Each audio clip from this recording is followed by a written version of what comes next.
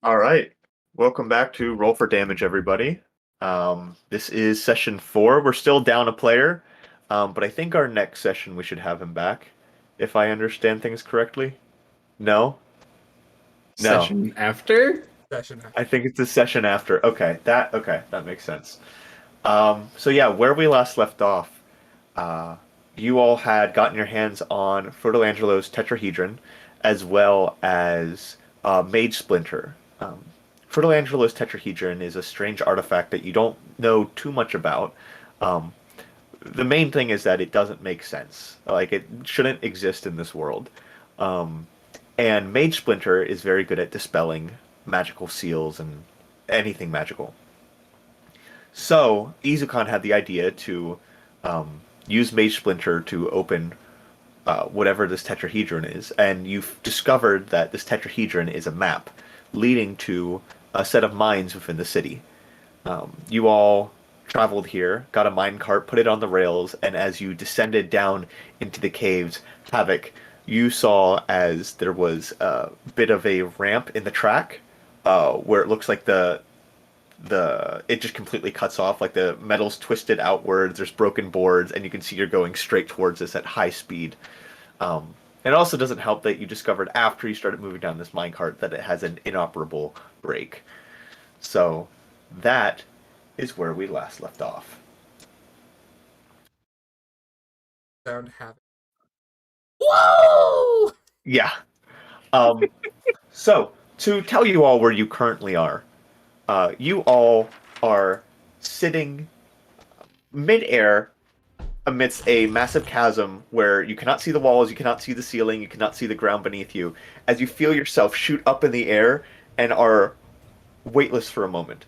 Um, as you are traveling high in the air, you can see a bit of a glow of lava in the distance, um, not directly under you, but off in the distance. And as you're kind of going down, you can see a track down below you about maybe a 20-foot drop.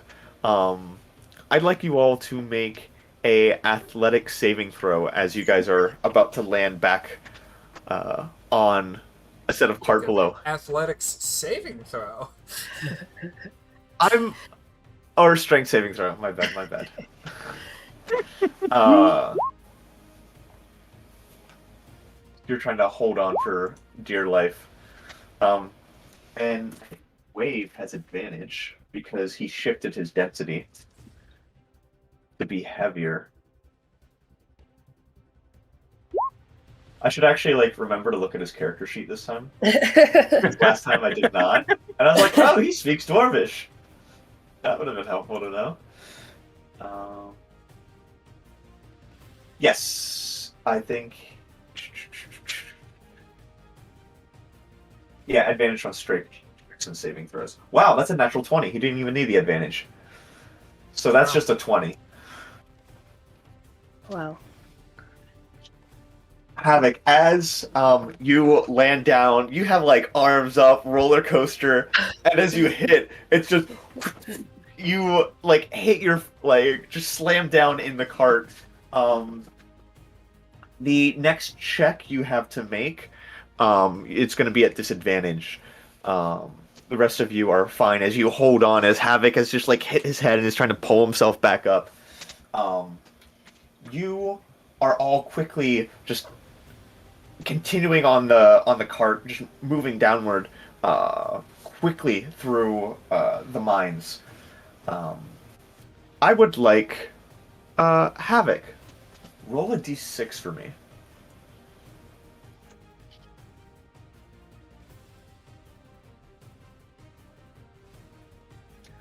Okay. Havoc, as you dazedly pull yourself back up, you're the only one who you can see further than everyone else. You look and see as coming up ahead on the tracks, there looks to be a spot in the train in the tracks where half of the track is gone and there's only one metal rail, and that is coming up quickly.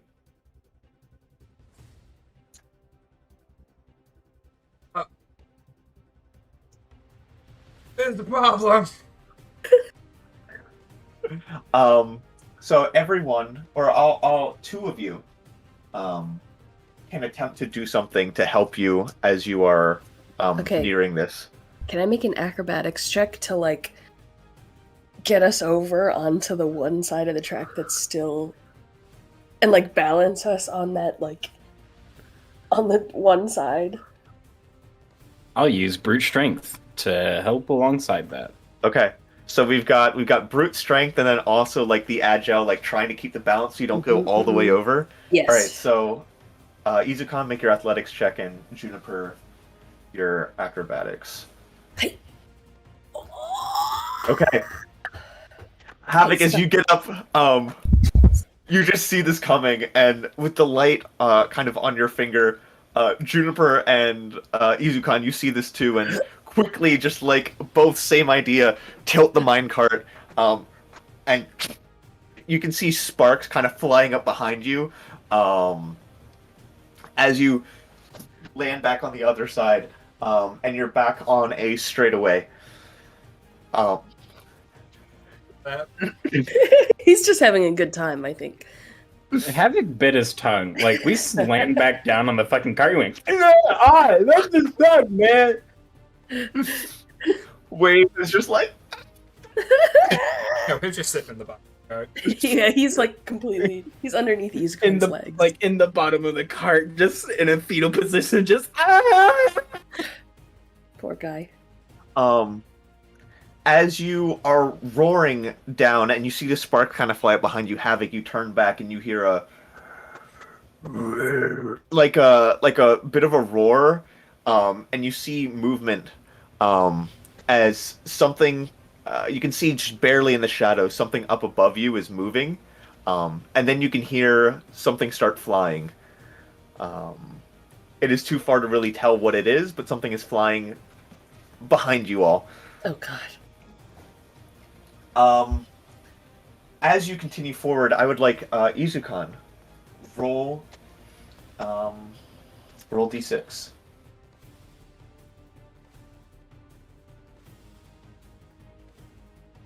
a 4. Again. Or you see this exact same thing come up, but this time it's the other direction. Same thing. Yeah.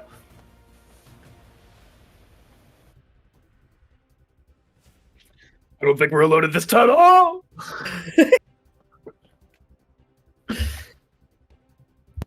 Yeah, so both of you make those checks again. Ouchies.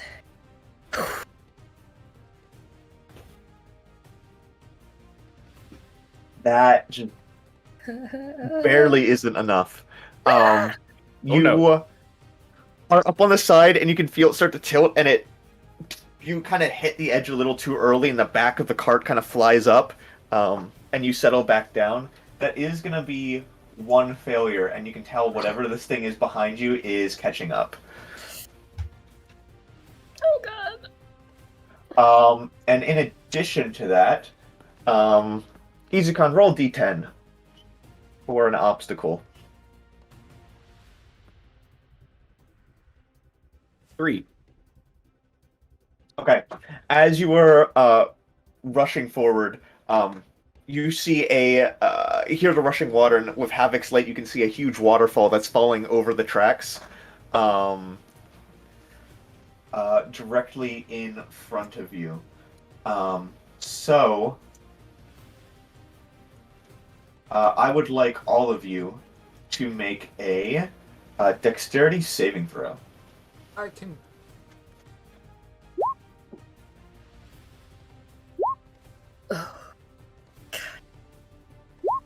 And I think Wave might have disadvantage on those because of his shifted. If it's, Mhm. Nope, it only affects strength, doesn't do anything with dex. So just straight roll for him. That is going to be a 10 plus 0, so just a 10. All right. So Juniper and Wave are going to fail. both of you are just drenched in water. Your hands um, are all wet. Um, you are going to have disadvantage on. Uh, it doesn't really affect you guys all that much. But disadvantage on any athletics check you might have to make, just as like your hands are too wet to. So like you can't really grapple anything either. But you guys are drenched. Havoc and Izukan, you get a little wet, but not enough to really impact anything. Just Um, steams up. Yeah, but as you fly through the water, you also realize sitting on top of your minecart, you can see three little, like, watery ice guys just kind of looking at you and as they are ice methods. Um, so initiative is going to be a little interesting, where it's just going to be you guys as the party and then everything else that you might come up against. So I would like all of you to roll for initiative, and then we're going to use the average. 12. Oh.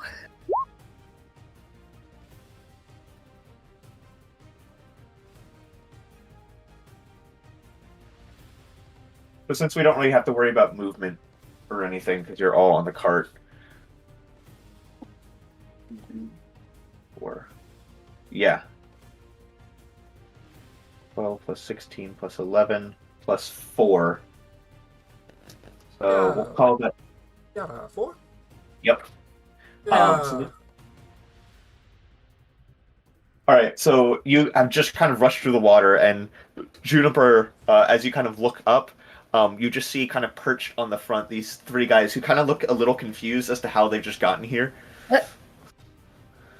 But you can see as soon as they see you, they start acting viciously. All four of you get a single action to take.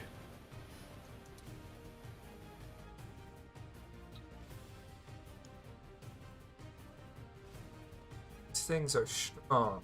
Mm-hmm. Does it look like... They can fly? Yeah. Does it look like Yeah, it they has have- wings or anything? They have wings, yeah. It's that idea. I know, I was just gonna hit him off. Um, I mean, this cart is moving really fast. Yeah, no, I think Havoc is going to try and push one off. Okay. Make a we'll call this a shove action, so make a contested athletics check. yay. A 31. Wait, why do you have disadvantage? Enter my next. Oh, you're right. You kind of, as you pick yourself up amongst all this chaos, you see these things and you just try to smack them off, and you just do like you try to shove, and simultaneously, Izukan kind of gets in your way as he's also trying to deal with him, and you just like hit Izukan's hand. Thing.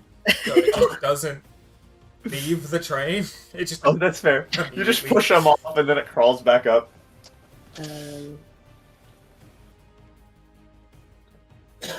Juniper or Izukan. Yeah, I think. Oh. Do you know where I don't know what you're talking the about. iron? Sorry. Yes. I was thinking just gonna like try to swat them all behind us. Just like in one movement. As an unarmed strike to like Yeah. Oh! That hits roll damage. 6. You hit one of them, and you we'll say you like grab it by the throat. Damn. They're like tiny little guys. And then you have a bonus action, right? Yes. And we'll say with that, they're tiny. You can throw them. As you Yeah. punch, grab them, and just chuck them off to the side. You can hear. He just goes flying. Izukan. I am going to try to Shove one of them off the cart. Okay.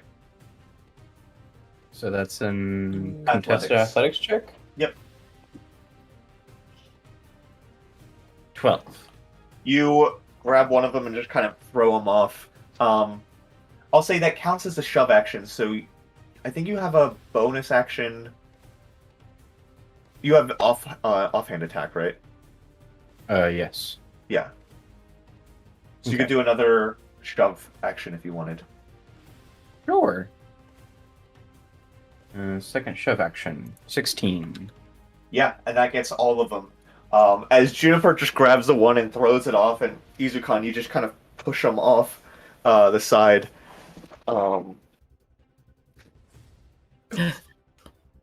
He was there for moral support. As you continue just rushing forward. Yelling profanities as he bites his tongue a second time.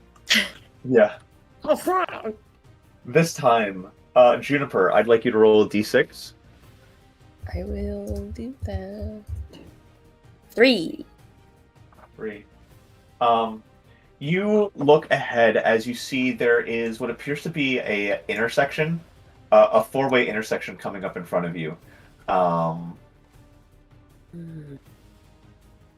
It seems like it's impossible to like actually take the turn, because it's one of those things where it spins. But right now it is facing in the right direction. But there is a lever up ahead that if you really wanted to try.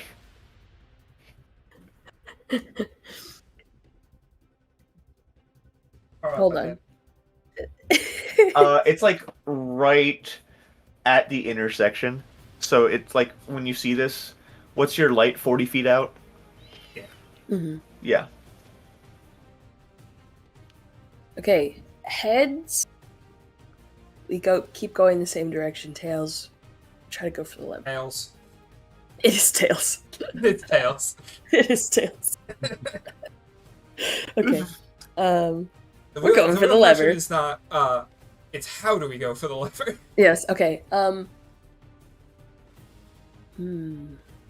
will say this is going to take a few skills because your momentum is carrying you one direction, and you are going to have to turn the entire track quickly, so you don't just go flying off the edge.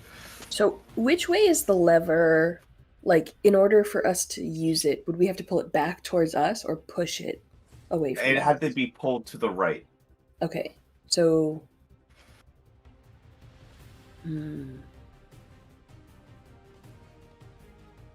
Trying to think of things I can. Reminder: there is something chasing you. Yes. How fast are Yeah. You guys are moving about 120 feet per turn. Could I possibly, like, wait for the right second to use my quarterstaff to, like, slap the lever in the other direction? Or would it need to be engaged before we get to that point?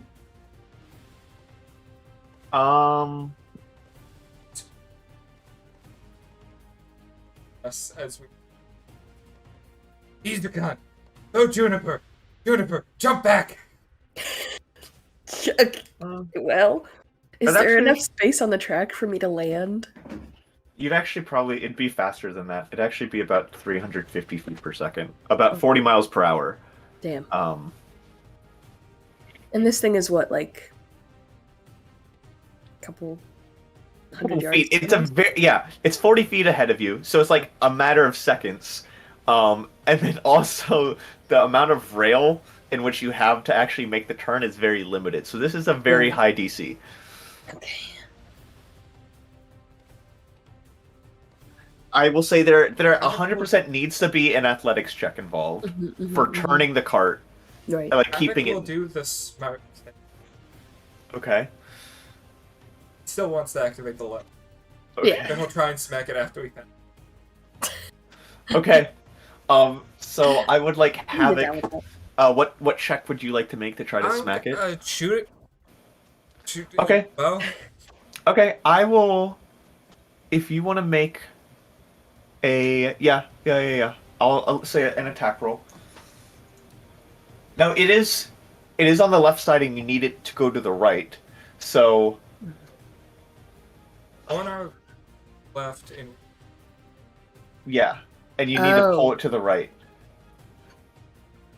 see, my brain put it on I our was right side. I was thinking on the right as well. See, the problem is I'm left-handed, so I feel like that's why I put it on the You left. put it on the That makes left. sense. That makes Yeah. sense.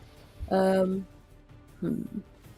See, I'm wondering if we can like, but I feel like okay. So, what is the distance between the lever and the turn itself? Like 5 feet. So we would have So to. you could reach it and pull as you're going along. See, I was thinking about maybe like a rope, like have a loop, and then like right when we pass it, like rip it back, and so that it turns towards us. Then we I was gonna say, yeah. just throw it beforehand and pull it now, True, yeah. and then it's already little the track is already lasso. changed. Yeah. Lasso it. Okay. And then use the rope to help you make the turn. Yes, like use that as our pivot point. Okay, I would like someone to make a dexterity-based check.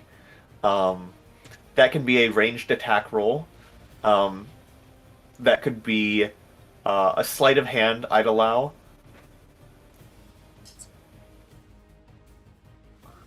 Juniper.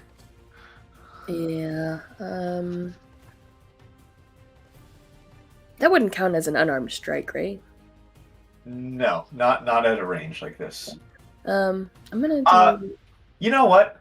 As you guys are debating this and you're like pulling out the rope, Wave is just going to use Mage Hand, and he's going to quickly run the rope around. So he'll make a check. I love how he could just use Mage Hand to pull the lever. Oh yeah. He just Oop. You know what? Whatever. He's tired. It's better. He's It's panicking. He's This is panicking. better. The Mage Hand wraps the rope around, puts a thumbs up as you guys are coming up. And then Izukan, you're making the athletics. Yes. All right, if you want to make that. Can he make that an advantage if I'm helping? That is just enough to, I'll say with the energy involved, you make the turn, and as you pull, you can feel the cart kind of turn a bit, and then settle back down as you successfully make the sharp turn, moving away. I would, however, like you, Juniper, to roll d10 for obstacle. Okay.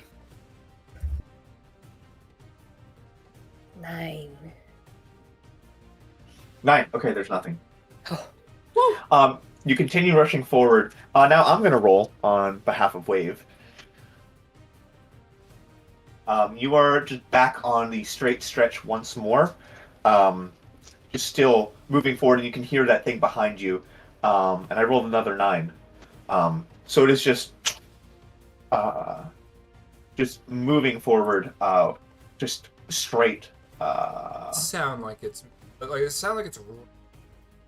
It's flapping. It's flying. Yeah. All right. Back up to Havoc. Roll a d6 for me. While nothing's happening, Mhm. can I look behind me to see what the fuck is chasing us? Yeah. Make a perception check. Disadvantage because it is very dark. 18. 18. Whatever it is, it's fairly large. Has a big wingspan.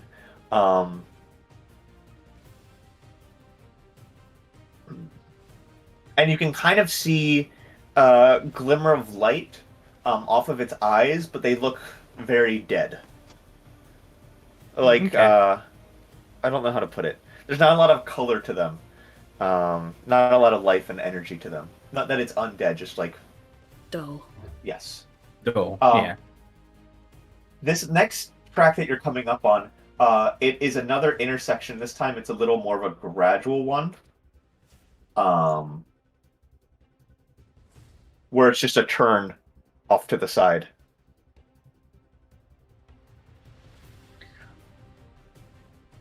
the track's currently on. It is currently moving off to the right. And Havoc, I'd like you to roll D10 for me as well.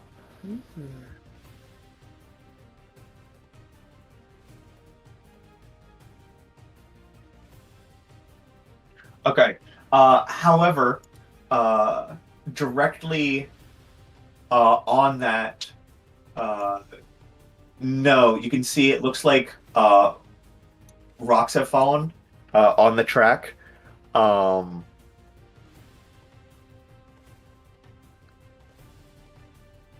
We all jump. If we all hold on to the Wait. sides Wait, and jump. make the cart lighter. Okay. There's a lever to change paths. We're doing it this way. Okay. We're gonna shift density. I hope this works. To the cart. Now the cart's lighter. Everybody, pull! This is gonna end horribly. Hey, we just have to lift it up. This is gonna We have to end lift it up for like half horribly. a second. We're going 40 miles an hour. It's a 5-foot interchange. I'll decrease the DC, but that is not helping you guys. Is that a strength? It is athletics, yeah. Okay. It's going to be 100% athletics. You have disadvantage, though, because of just being soaked. Your hands have a bad grip on the cart. And as you guys go to... You just... This cart is still super heavy. It's lighter, but it's still like 100-some It pounds. has the weight of all of us inside of Inside it. of it, yeah. And then you think about it like, oh shit. As you just ram into the rocks scatter, and you can feel yourself move a lot of speed as you hear that thing behind you scream out louder. That is definitely a failure. There's no way that's a I think that's a success. success. I think that's a success, you There's know? no world. Wait, Havoc didn't roll. There's no world in which that's a success. How we Nah. need to. Havoc rolls a 20 here, and we... Havoc just said the idea. Yeah, we're gonna go back to Izukan. Roll D6. Oh no.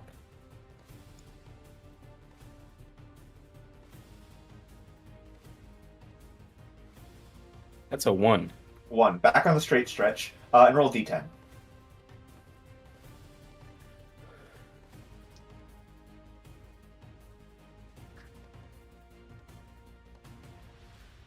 Two.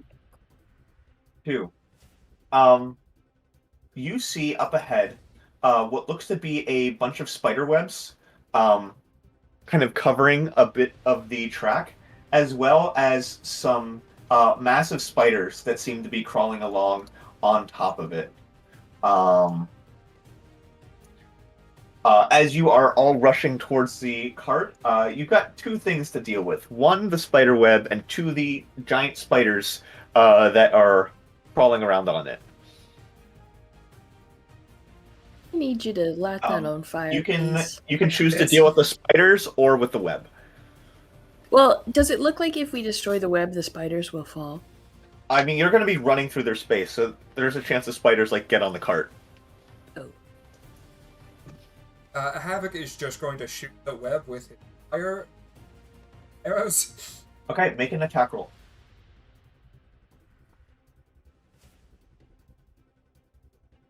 And it's multiple layers, and you're going quick, so That's one. Okay. Wow. that'll hit.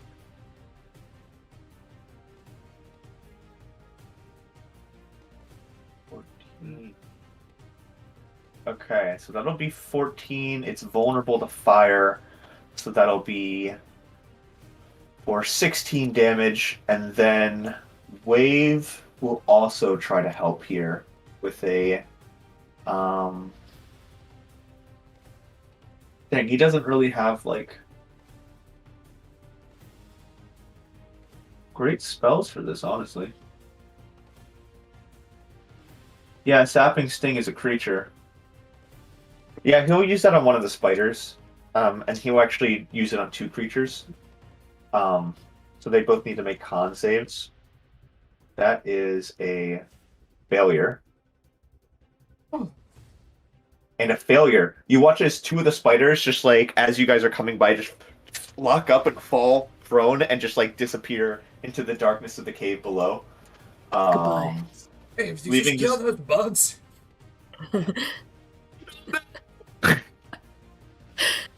But you're I still love the rushing fact forward. that Juniper and your mic- Havoc. There's Your still mic some. peaked, so we Oh. didn't hear what you said. So it was just like, Yeah, yeah. Juniper and Havoc, or Wave. No, Juniper and Izukan. There's still some web left, and there's still a single spider. Yeah, I'm gonna Um, try to use my quarterstaff to like clear the way in front of us. Like do Okay. like a little speed thing. Yeah, make a attack roll. That'll hit.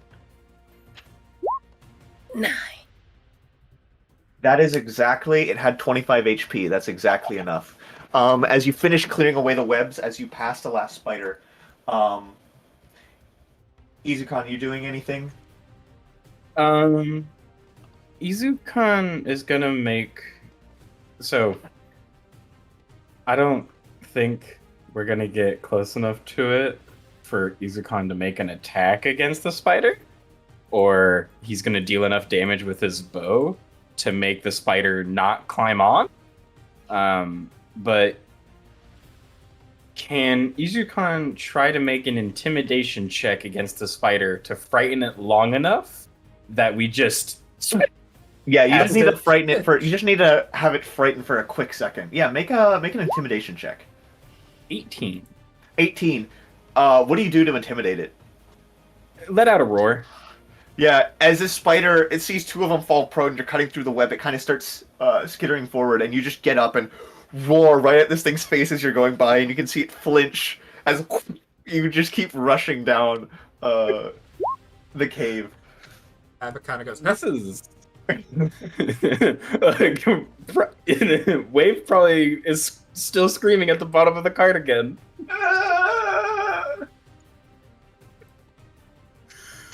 I hate Just that you peeks play up Wave every so now well. and then to like cast a thing, be like, ah, ah. I hate I've that played- you play Wave so well. I've So played good. cowards before. Next Just a little is guy. who just rolled? Izukan, Juniper. Yep. Whoa. Whoops. Move these closer together. so I thought it was just 3. Nope. Got a 1. Okay, so it's another straight stretch. But I need you to roll d10. Yes. 1 as well.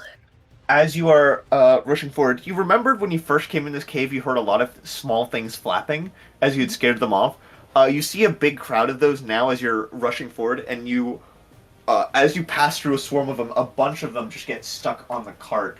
Oh. And you see what appears to be a bunch of tiny little bat-sucking things, like blood-sucking things, that just cover the cart.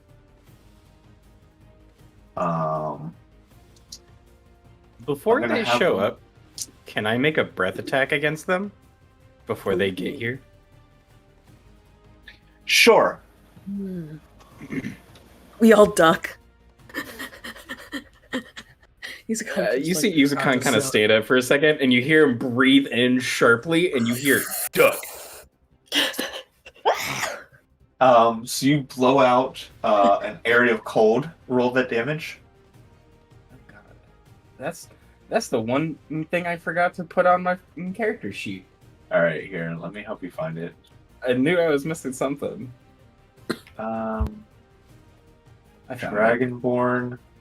It's the It dragon. is 1d10. Yes. Which yes. dragon 1d10. born? The good Cold. one.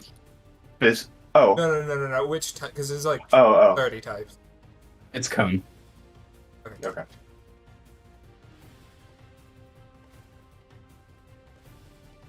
So roll that d10. Ooh. 5 Okay. damage. That is enough, I'll say, to get rid of half of them. So instead of 8 clinging onto the cart, you only get 4. That is Izukan, though. Yep. Everyone else? I wanted to do that. Yeah, I'm I wanted gonna- to do that before they spread out all over the cart. Yeah. I'm gonna use my quarterstaff again. I'm gonna flurry of blows as well. Okay. So I can get more of them off. Okay, sounds good.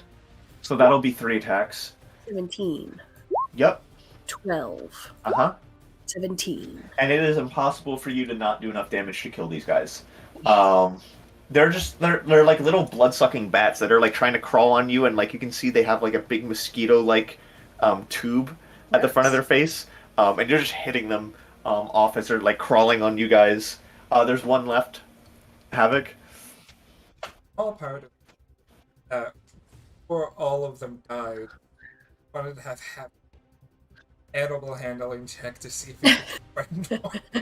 Okay. There's one left. There's one left. He's crawling up on the cart in front of you, and you can see this big like tube kind of, and this tongue at the end of it that's just kind of licking around.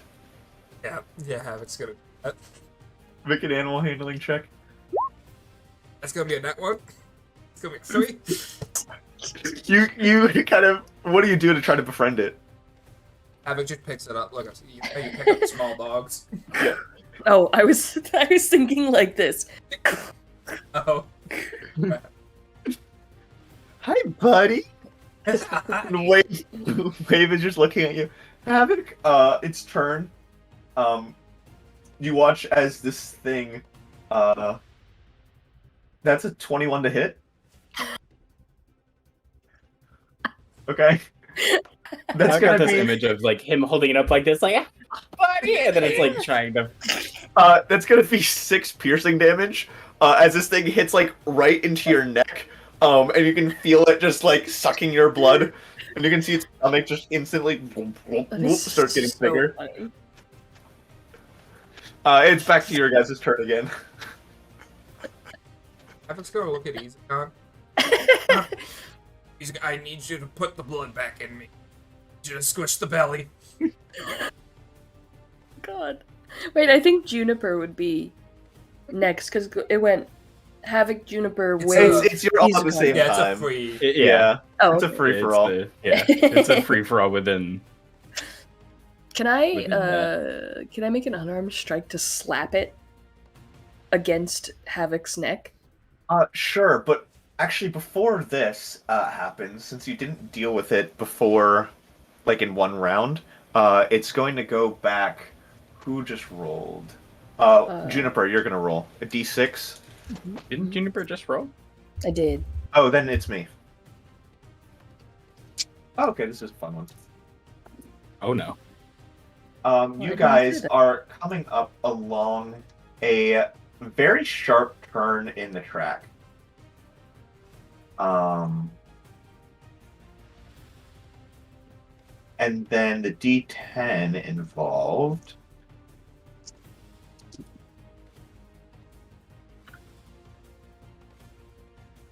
You see what looks to be a lava flow going right, kind of. It's kind of falling right over the tracks, and you're going under it. And there's a lot more of those same methods, but this time they are lava. So there's a sharp turn, and there's lava, and there's methods, and there's the one last scourge. I would like to slap. It's a Havoc's fun. Okay. Lava? Havoc's cool with lava. Sturge probably isn't. Oh my god. So, Havoc's plan is to position himself on the cart such that, because the Sturge, like, he is in its hands, and I don't think Havoc can just, like, put it there, but as we go around the bend, the Sturge gets hit by lava. Okay.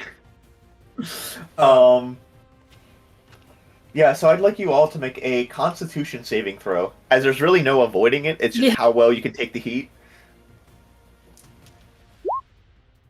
Havoc. Wow. I mean, Havoc's Havoc. And Wave actually did really well too. I should probably be rolling him in the main chat with you guys, but I keep forgetting. Wave will get a 15. Whimper, a 13, and Izukan? For what? Sorry. Con save. For the Con save? lava. Okay. Con save. 8. Okay, so Izukan, unfortunately, is going to take 1, 4, 6, 7 fire damage. The rest of you will take half. Mm. 1 point. And you are also going around a sharp turn, so you're gonna, at the speed you're going, you're gonna need to make some sort of check to go around that turn and stay on the tracks.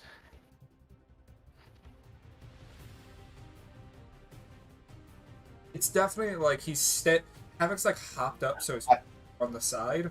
You can deal with the Sturge or help with the cart, so you can only do basically one thing a turn. Sturge is like going through the lava with us. That is true. So actually, Yeah, it dies. It just burns. I don't need to deal with the Sturge. Yeah, you don't need to deal with it. As you're holding it and it's sucking blood and it just kind of turns, you hear it whimper as it just combusts and you can see how it pops and a bunch of your own blood kind of scatters on the front of the cart.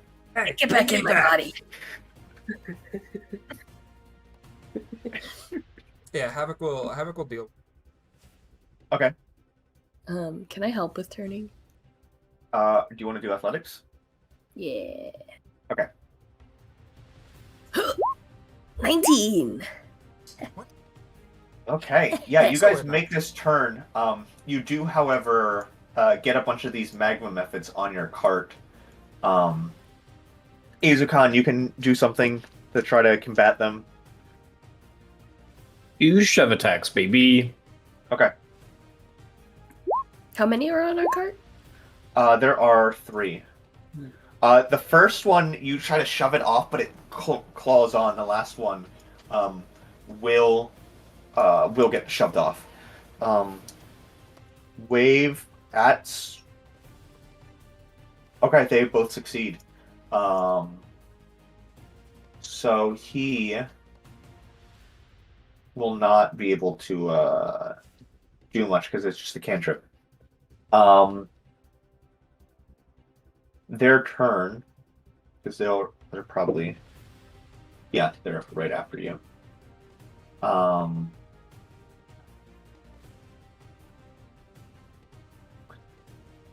They're each going to just do a fire breath, so I need you all to make a dex save.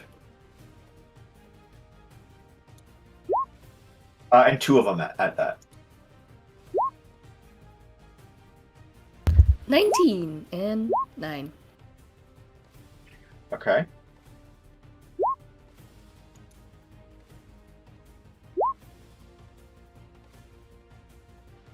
Okay.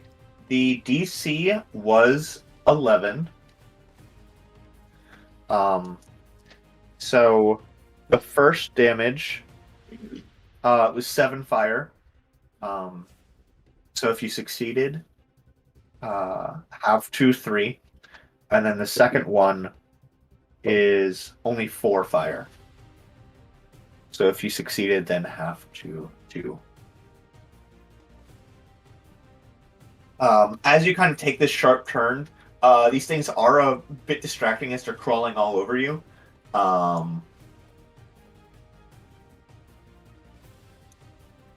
you're still making good movement forward. Havoc, D6.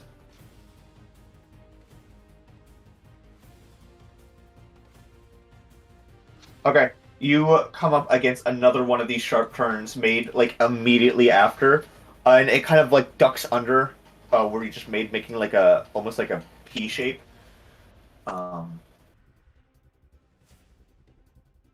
So yeah. And these guys are still holding on. So then roll a d10 for me.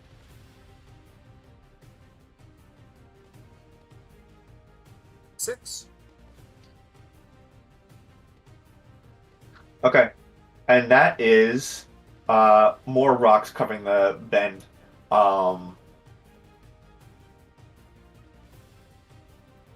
So yeah, and they're just straight up covering the tracks. So you've got a few things to deal with. You've got the two magma methods.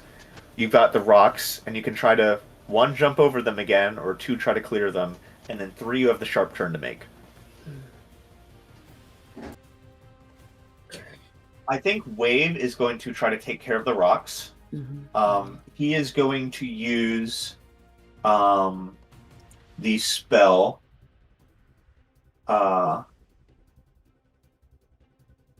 Amplify Field. I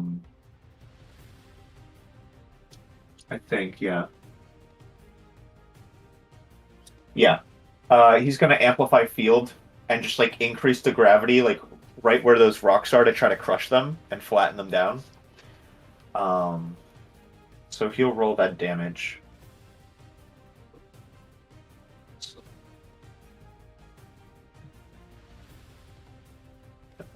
And that's actually just enough to flatten the rocks into like a fine gravel as you rush forward.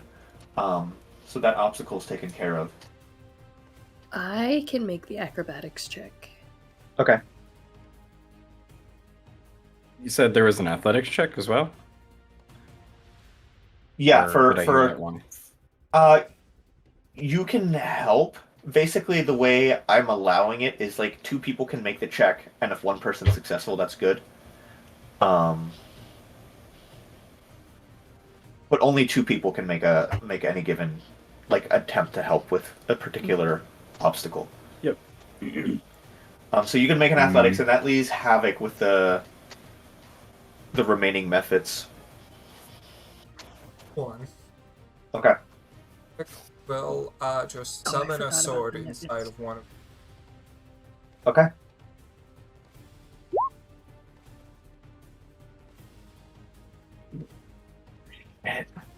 You summon your sword in its body, and you can just see it like it's like magma, and it just kind of moves away, and it just kind of looks at you. I forgot about the methods. Please look. And then Izukan at that athletics check. Yep. Athletics. That is a 21 for athletics. Yeah. So the two of you are able to sharply make that turn once again.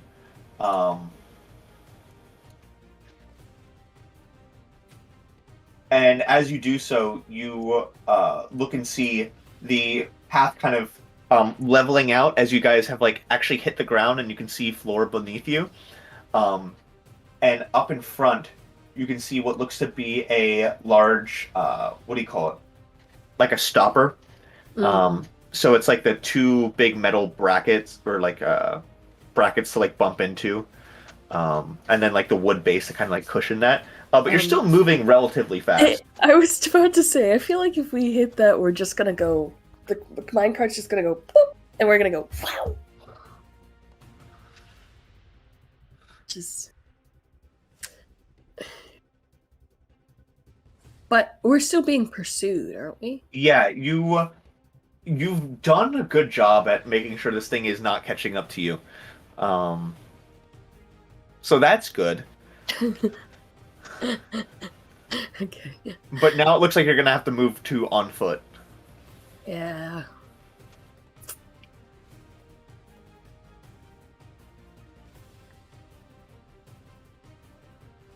Oh, the wall, like immediately behind the stopper, it would distance that we could fly. There's some distance you could fly. Okay, here's the plan. Before we hit the stopper, everybody jump. Jump up.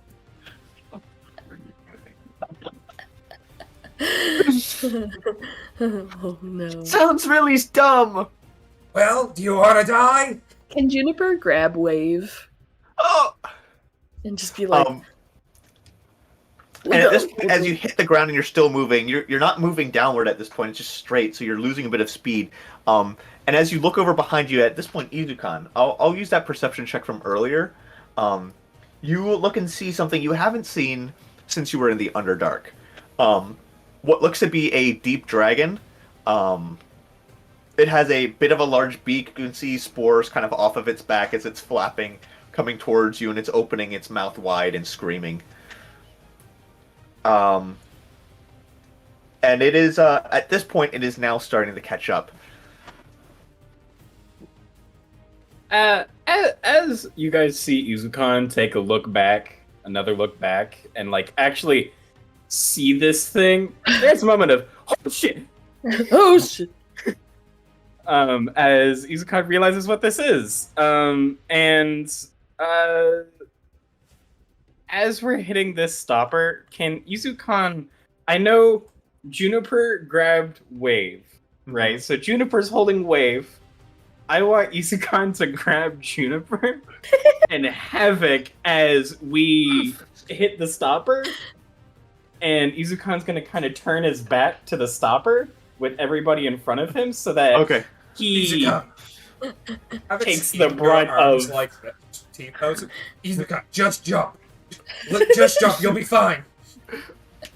And it's Izukan rushing, trusts got- you, but Izukan still grabs everybody basically and Yeah. turns his back so that You- he takes the brunt of whatever wall we hit. Yeah, Izukan, you jump up and you kind of pull everyone up, and as the cart hits, it kind of slingshots you forward even further, as it does flip. That's And what you flying guys- through the air. Yeah, you're flying through the air, and you look and see the minecart hit and get bent and twisted and roll on the ground as it crashes into some rocks, and rocks fall over it. As you are just like flying speedily through the air. And Juniper, you do long jump, and you've got a really good one. And this is I know how to fall. yeah, but this is way faster forward than you've ever moved in any single instance. I know this isn't how the spell works. I know what you're gonna We do. can say we're falling horizontally right now, right? Can I feather fall so that we softly hit the wall?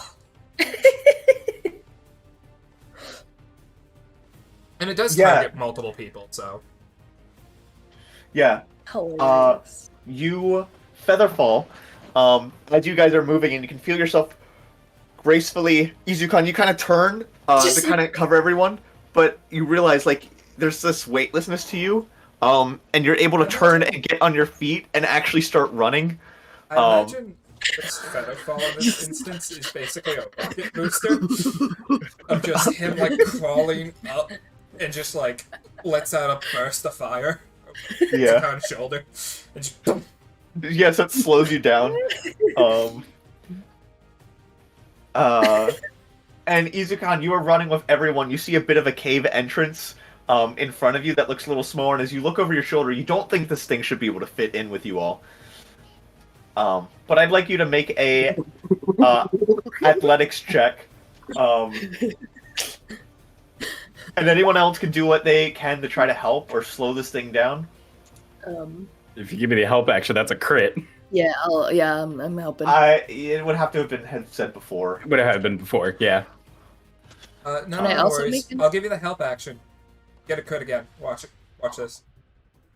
Roll again. All right. Yeah, watch this. Watch this. No. No. We're gonna go with the first roll of a 17. Yeah, and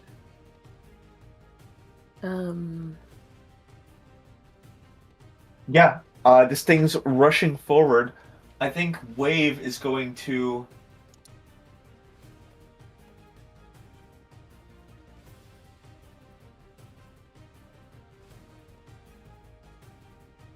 That is a great question. He's going to try to reduce its speed with it, though.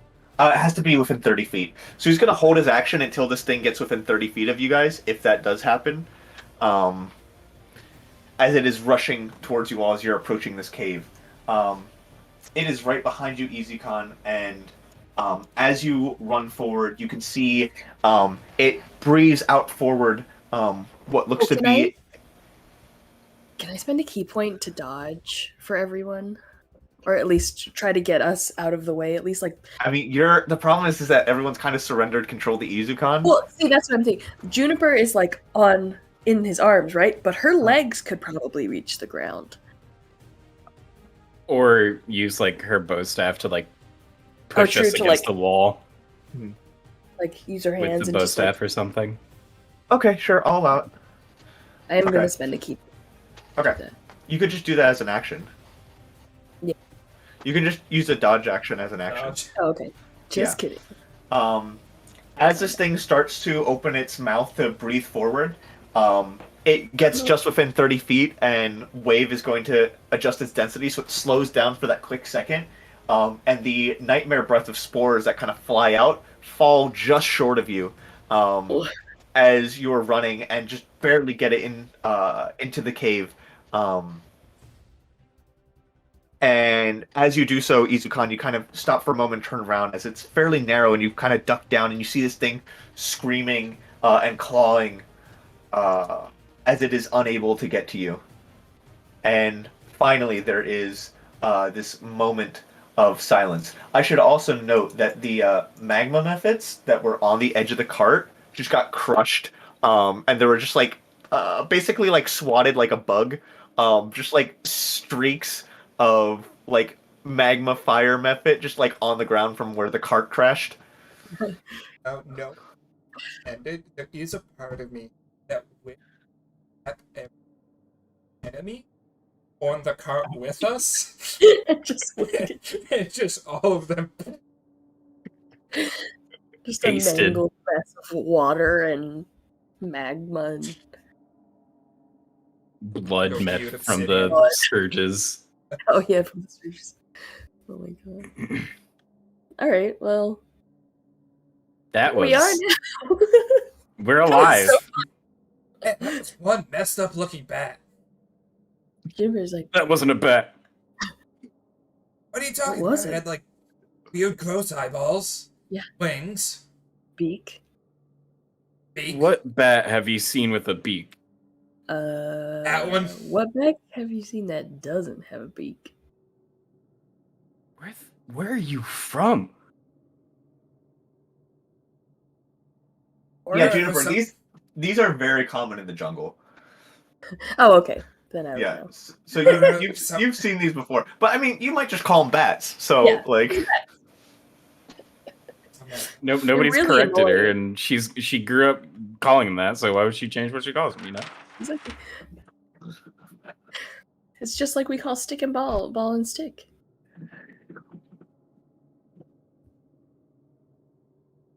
It's around us now. just old mines. Oh. Is there like multiple Right now, it's like one long path.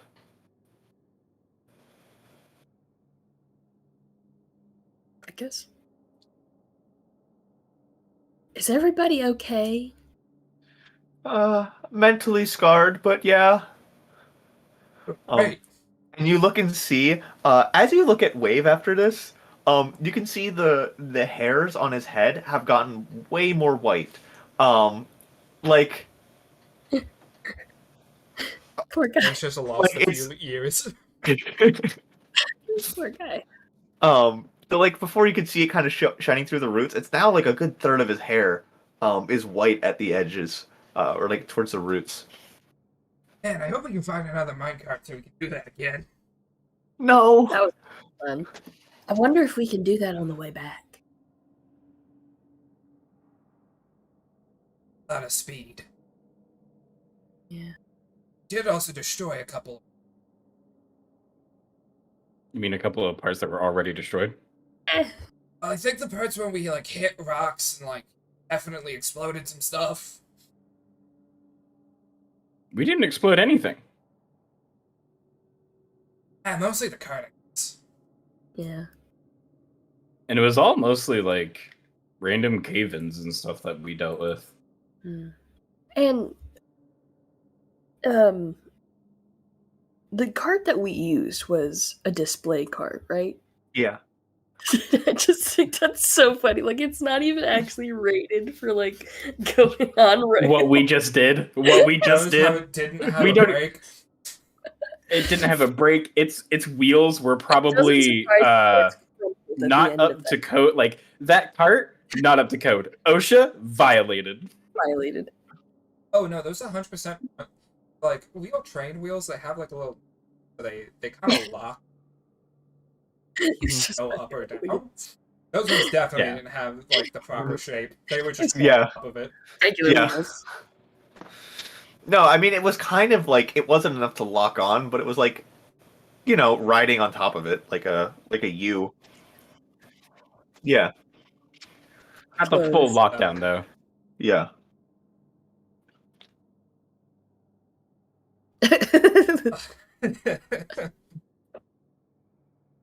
Havoc will get us a little bit of light, and I think Havoc's first thought is like, this is like a prop. There might be Mhm. like look around for, so that way he's light source. Juniper Yeah. also pulls out a couple torches and hands it one to Izukon. Didn't you had those the entire time? I forgot about him. Havoc will them. The flame kind of begins lighting the way.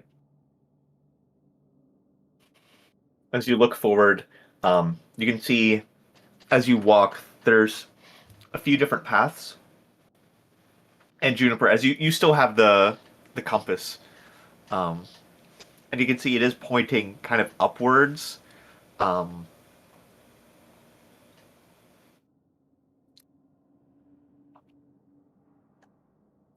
After the other. Split. It is. It's kind of going up towards one path that looks like it's taking you back up closer to the surface. Let's go. I hate being in caves. This sucks. Oh man, this is great. There could be something down here. How tall is the ceiling? Maybe 8 feet. That's not enough room for me to jump around. I can't. This is too much. This is claustrophobic.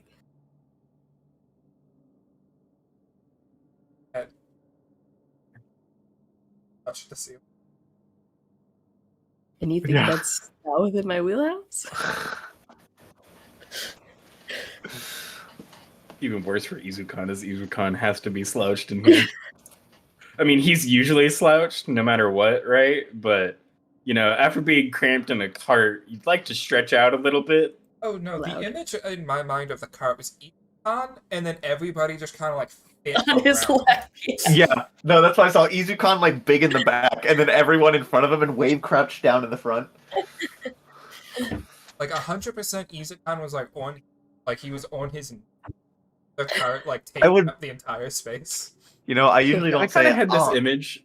I had this image of like Havoc on the front of the cart, like George Washington crossing the river, just like leg up on the edge of the cart and just like Yes, exactly like that. Leg up. going in, just like screaming the entire. I would fucking love to see time. artwork of that. That would be spectacular. I'll do it. I think also as well the image that you used for our party, our group Yeah, the party. Yeah. Wait, let me see if I have the image that I'm thinking of on my computer. But it's all the Spider-Man villains, the 4 Spider-Man villains, and they're hanging out next to each other. Yeah, If I have it. yeah. Yes, I know exactly what you're talking. It's like Rhino, fucking Yeah. talking about. Yeah. You begin walking upwards, following the silver string as it kind of bends and guides you forward. And you're walking for a decent while. And it was pretty late at night when you first came down here, and while the minecart trip was only about a few minutes to get to the bottom, you were going pretty fast, and you think it's going to take a second before you get back to the top.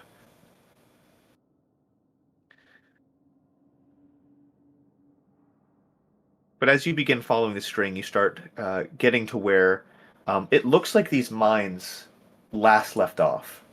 You can see some picks discarded, some more oil lanterns. The mine cart actually ends.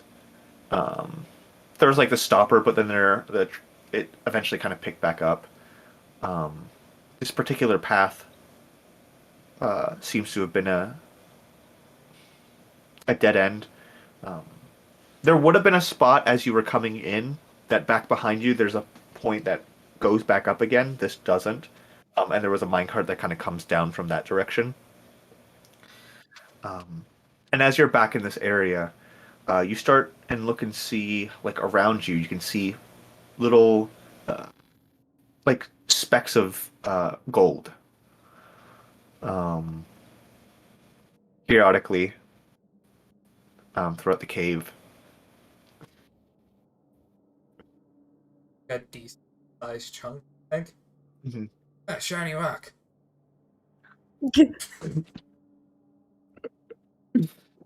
Yeah, but you can see some veins kind of in the wall um, as you move on forward. Um, mhm. The oil lantern. Are there any like them? There would be, yeah. We'll grab up one. Okay.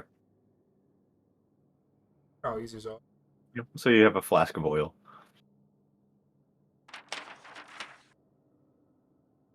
But you continue moving forward, and you get to this point in the mine where um,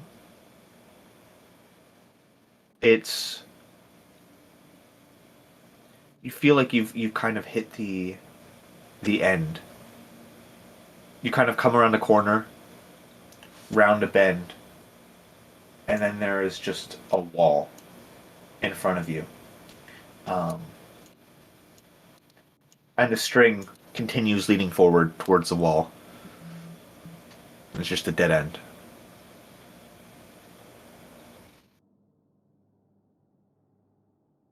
Yeah, like right into the wall. It just. Taking a second to observe the wall, Mhm. does the wall look brittle or anything like that? Or does it look like just like a solid wall? It looks like just a solid wall. Izukan's about to pull a Kevin. Back then. Have it. Definitely won't.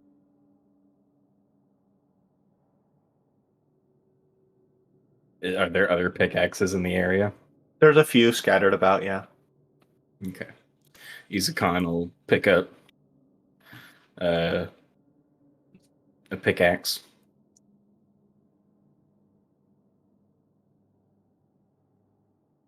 Mm-hmm. You pick it up. It's small in your hands. You don't think you'll be able to get like the most amount of leverage with it, but you'll make up with it with brute strength. I mean, if anything, I'll just grab a second one. Fair. Like ice picks. Yep. On.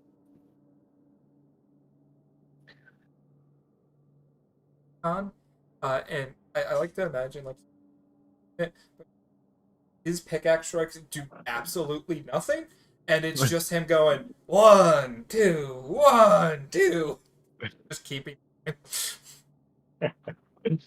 Yeah. So Izukan, make a athletics check.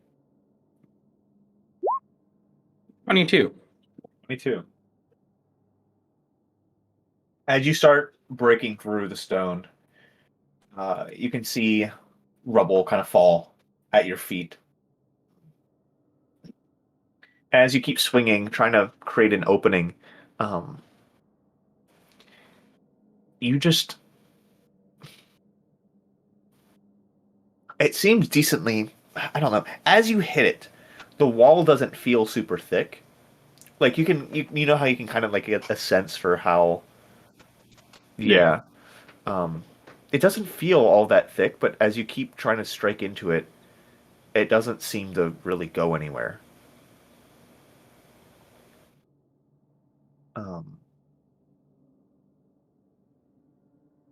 Hey, buddy. Any Yeah. magic going on here? Oh, yeah. Sorry. He'll take a minute to detect magic. And he does detect something. What appears to be a fairly powerful illusion.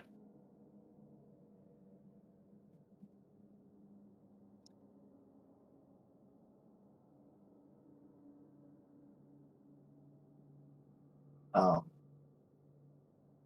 My mind's telling me no.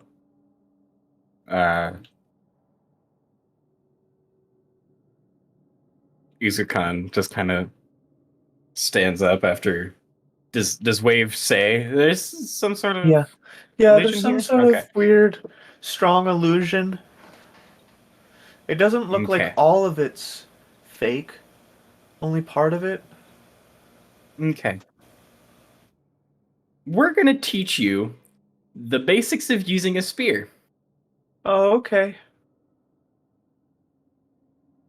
And Izukan is going to start teaching Wave the basics of using a spear by having Wave use Mage Splinter to continuously stab the wall Okay. until he procs Yeah. the anti-magic. So yeah, it's annoying that Mal had to leave momentarily. Um, Juniper, Would you like to pause upon for a second? hearing, no. Okay. Juniper, upon hearing that there's an illusion, um, would pull out a scroll, which is her scroll of revealing and concealing. Um, yeah. Uh, and as she pulls it out, she will try to dispel um, this illusion. It's not a guarantee, but she'll Yeah. try to do this. So her intelligence mod is okay.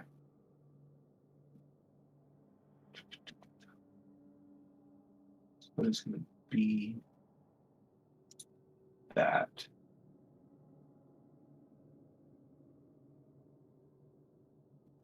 Okay. You watch as she kind of tries to use it, and some runes kind of fly out. Like those smoke drums where you like hit the back of it, and there's like a ring of smoke that flies out. It's kind of like that, but it's like this ring of arcane energy flies out, and it hits the wall and disperses. And you can see like a ripple, not where the stone is, but actually a little bit behind it, where Izukan's already kind of mined through. So it seems to be like a wall of stone and then an illusion right behind it. Um, but it doesn't break. Oh. Wave is okay. Well, we can try this.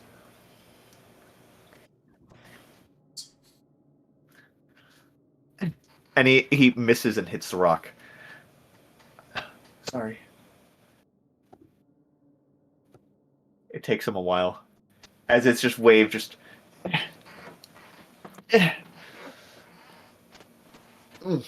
trying to like hit it Izu- through the hole. No one said. Huh? He's the one using the magic item, right? Yes. Okay. But he's still using it. And Havoc just kind of puts it around Wave onto where he's holding the spear and will also do the motion. Just literally pulling Wave through. Yeah, giving him the help action, the help kind of guide him.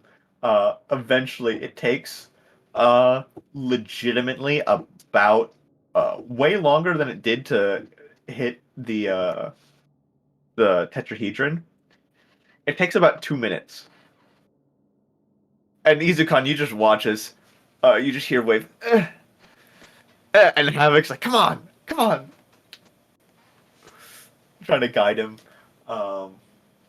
And eventually, it stabs him. You can see this light kind of crack as you hear a glass like shatter and fall to the ground. And as it does, you can see the tunnel kind of goes on.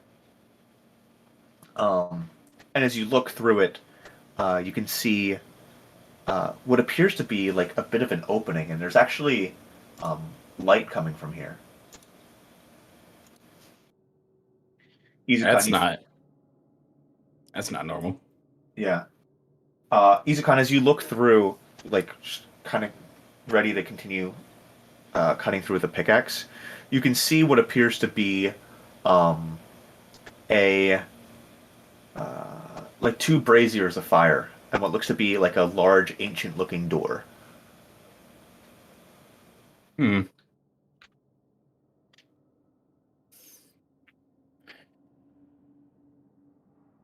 Okay. I'll keep hacking away at it until there's a large enough space for everybody to get through. Okay. All right. You kind of hack away for a moment longer until this rubble kind of falls beside you and there's a clear opening for you all to walk through.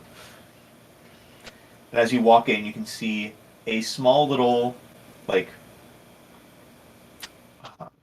like a small little room, um, with this massive, ancient-looking door.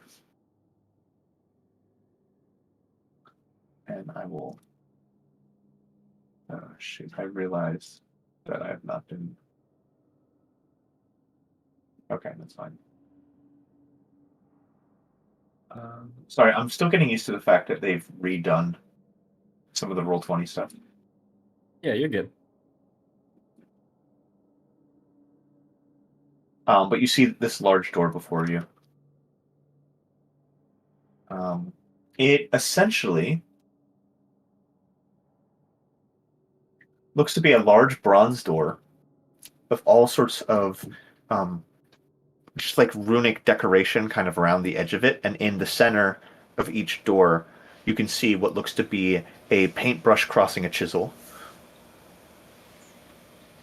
Um, and very faintly, like there's this ever so noticeable divot, and you can only tell because of the two braziers kind of casting a shadow. Um, what looks to be a strange shape, uh, like a elongated triangle, kind of in the very center of the door. But it's like this slight little divot, like this little lip.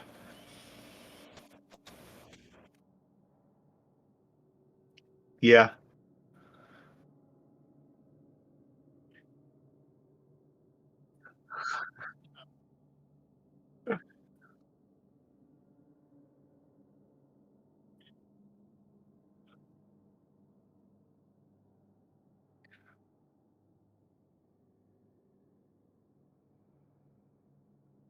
That's right. It goes in the square hole.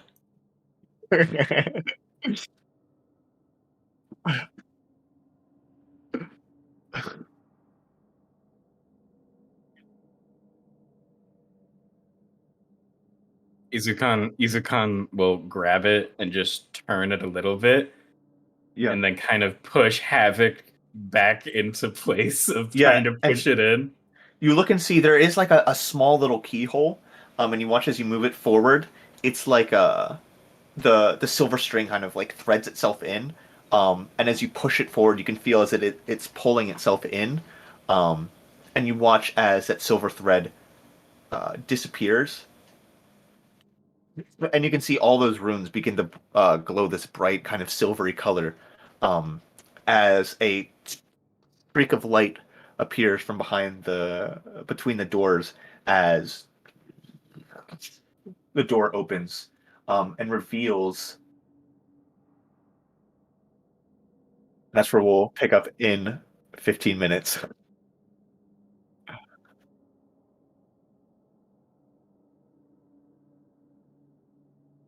Okay.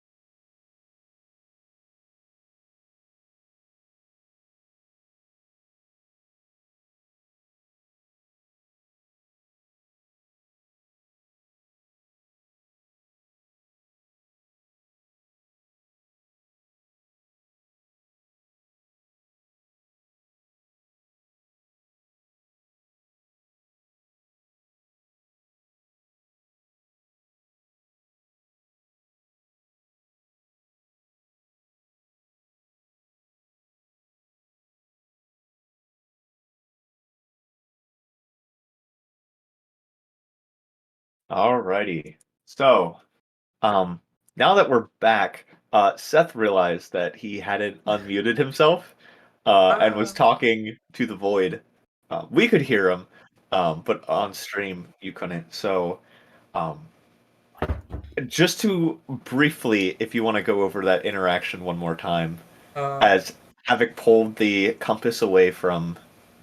just straight up your like seeing the thing is Havoc wasn't really good at the block. So as he walks up to it, right, the triangle, whether it's like this or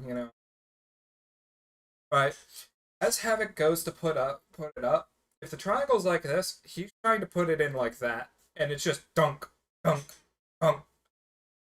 Yeah, I don't know. I guess we don't have the key. Dunk, dunk. Izukon will Damn. reach behind him, turn it the right way, and then push it in. Yeah. And as it pushes in, you see this brilliant array of light as the door opens, and you just see a room full of darkness. There's like a stillness in the air until you see this silver thread kind of wrap around the room. You see what look to be tiles like on the floor, and in between those tiles, you can see this light blue, silverish thread, kind of start lighting up the entire ground. You see this light kind of climbing up the walls of a brazier, before igniting it. And you also turn and see to the right a large throne, which has what looks to be a large uh, golem like statue sitting in it, and you watch as the eyes glow brightly.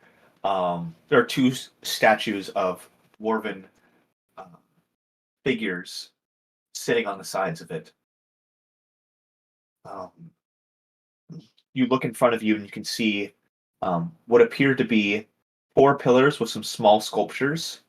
Um, and this large stone figure looks. Um, Juniper, make a history check for me. 21. 21. This actually looks like a sculpture of Frodolangelo's stone Michelangelo. painter.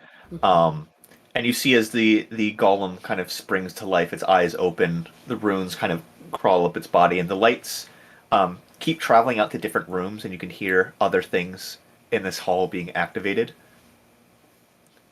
But you just kind of stand here awkwardly.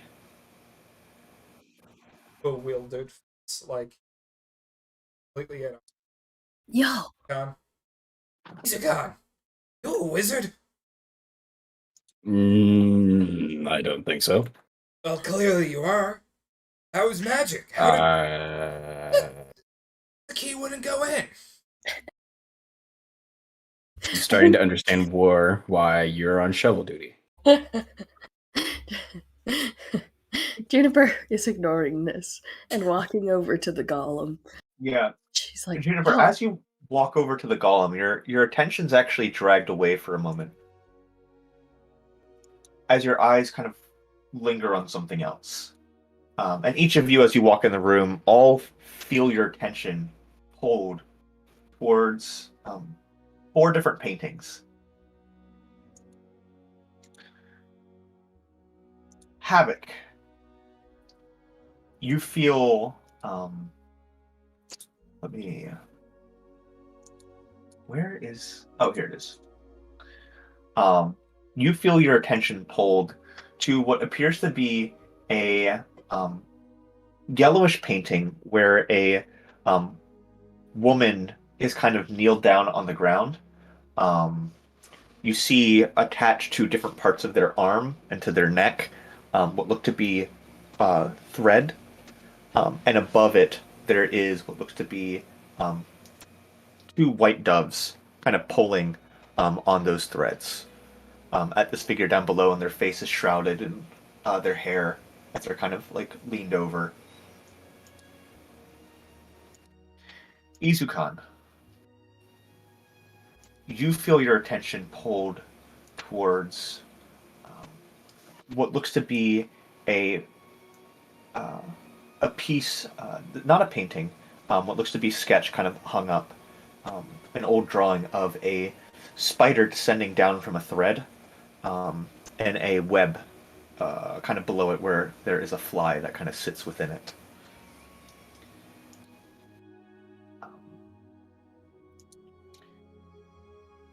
Juniper, your attention is drawn to a what looks to be a painting of what looks to be an adventurer walking towards a large temple, and you can see the doors are open and a giant set of demonic claws kind of peer out, escaping from this ruined monument. And Wave turns and looks at what appears to be behind a large mountain, what looks to be a void, like an eclipse of light, as everything in the area just seems to be pulled inwards towards like this black hole. Havoc, the name of the painting you look at is called The Puppeteer. Izukan, the name of the painting you look at is called The Prey. Juniper, yours is called The Open Crypt. And Waves is called The Void.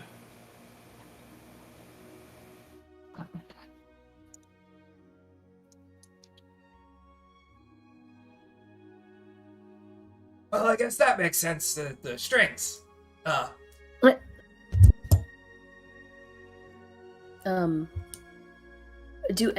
Does the monument look familiar to me in my studies? Or is it just like a general? Not particularly. Yeah, and I will share all of those with you all, like just the reference images I have for them. So there's a plaque below them with some historical information about when they were made. And these all look to be pieces of Frotolangelo. I was about to ask, is this Frotolangelo's study, her home? Does it look like a place that she lived? You look at it, it doesn't necessarily look like a place where she lived, but it looks to be like a gallery. Like a hidden art gallery.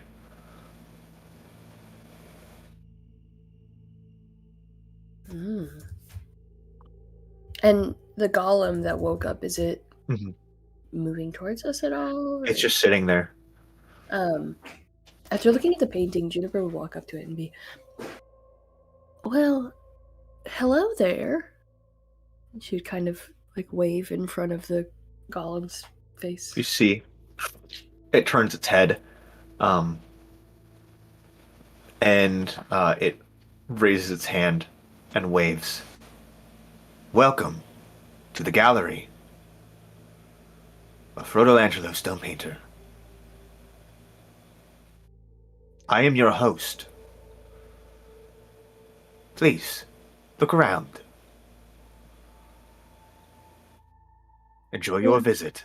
Is there a tour that we could take, or is it just self-exploration? It picks itself up. I can be your guide.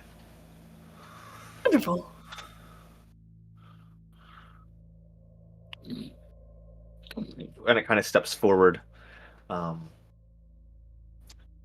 And you see on these 4 pillars, you can see what look to be glass display cases, like a nice pillow kind of sitting on it, and then within there's 4 rings that sit. Here are the rings of Frotolangelo Stone Painter.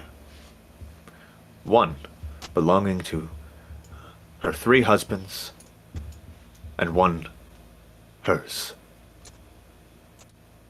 Her first husband was killed by dragons at war. Her second, a general, separated and divorced during the time of Araku. And the third, unknown, settled down with her.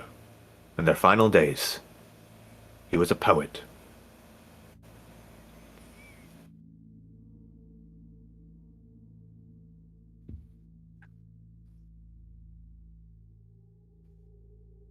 Second and third husband felt about her using the same ring.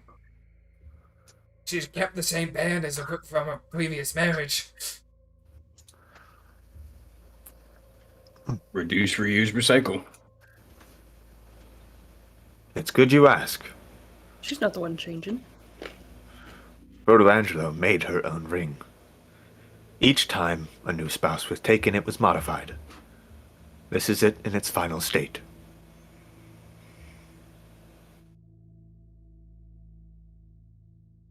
Do you have any further questions? Does this line up with like what we already know about Fertile Angelo? You would, I'll say based on what you've heard, Fertile Angel's like a big name here in the city, and you would have taken some courses learning about her. It is known that she had two husbands, and that this is accurate. Her first husband was Drehorn Brauncaller, a dwarven individual who was a revolutionary, because Fertile Angelo, a lot of her early works had to do with revolutionary propaganda, as their dwarven city had been overrun by chromatic dragons, who served the dark dragon Tiamat. And a lot of her work was very influential in causing people to rise up and fight against this thing. Then there was Bargus Blackheart, who was a general, who was very he was human, and during the War of Araku, I mean, this was the time like Ragnarok was still going on. The world was really falling apart, and she was focusing on trying to bring light to the world and make it uplifting, and he had really just fallen into darkness in this time. So the story goes is that they separated and divorced, and no one really knows what happened with the husband after that. But this third individual, Orion's Swiftwhistle, Halffoot, never heard anything about him before, and all you get here is that he married her after what appears to be after the flood, or just before the flood. And they spent their final years together, which is interesting because no one actually knows when Fertile Angelo died, but it was presumed she died when the flood hit, because she has no more works made after that. But this potentially tells a different story.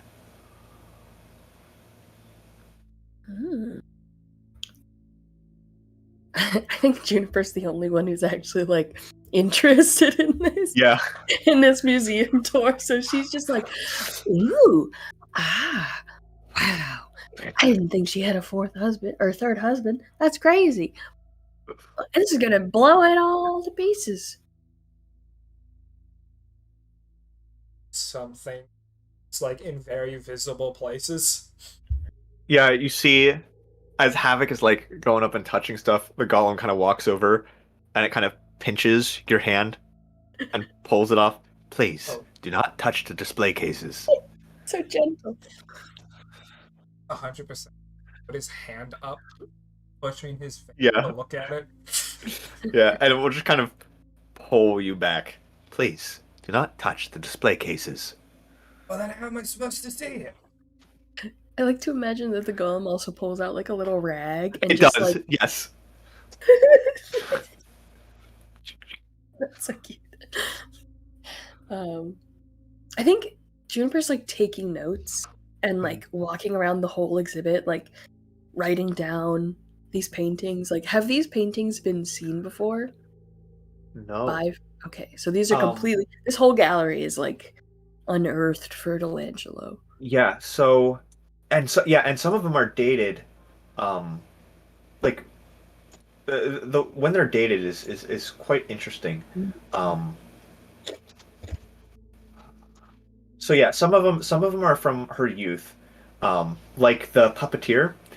is actually one of the first images she ever painted.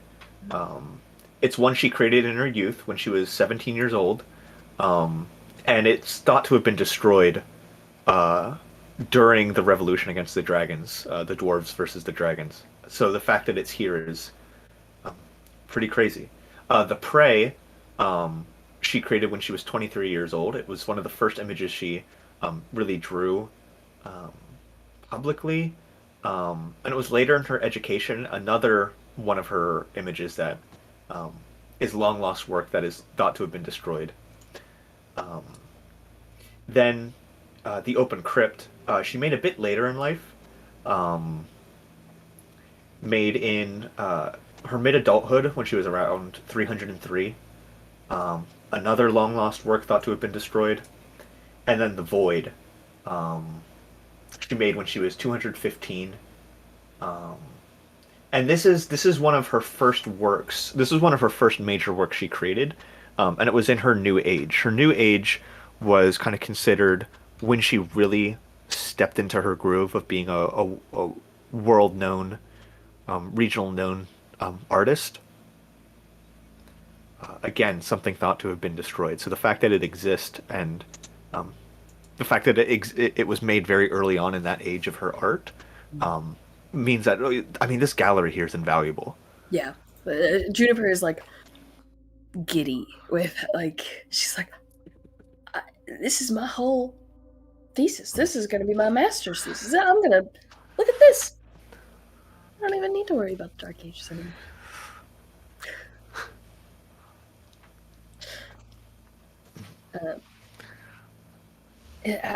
So there are multiple like wings to this place, right? There's like multiple You ways see to- a door and a hallway. Well, where do you guys want to go? I don't know. I've been taking up a little bit of the paintings, but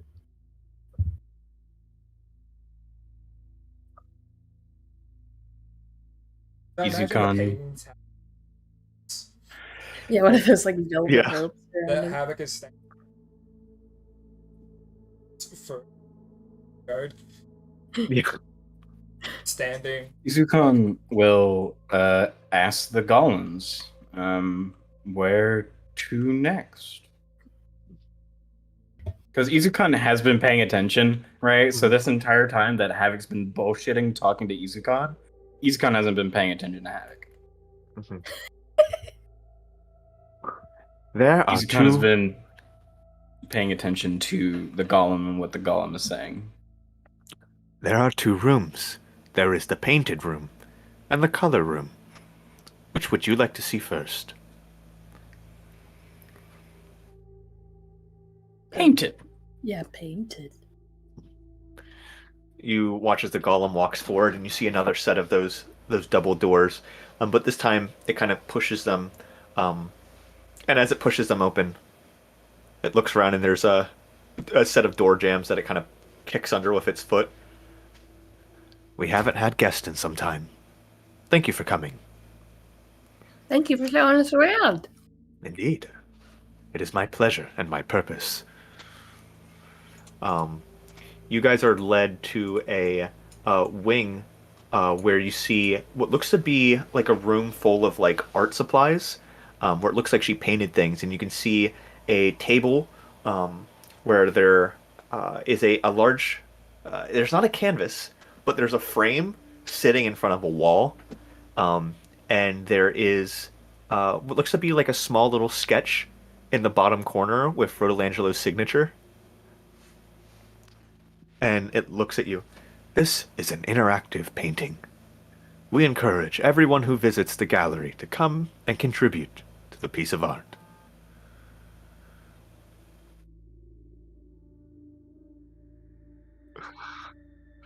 Yeah, there's yeah, Havoc there's is picking drawing up, utensils. Havoc is picking up what is crayons don't exist, but the Yeah, it's the wax. It's like- child version of painter's supplies. yeah, Holds them like a red one. Oh, a little red, sir. face with like a one horn. I was half elf. Havoc. Isukon will take a eel paint, Mhm. and somewhere within the drawing will place 6 teal markings to represent his eyes. Cool. Juniper does like a little stick person of herself, going like yippee. It's just like a little stick person going like yeah. I think Wave will just make a black dot. I technically contributed. It's a black hole, guys. Look. You're such a nerd. What? It's really cool theoretical gravitational studies. We know, Wave. We know. Um.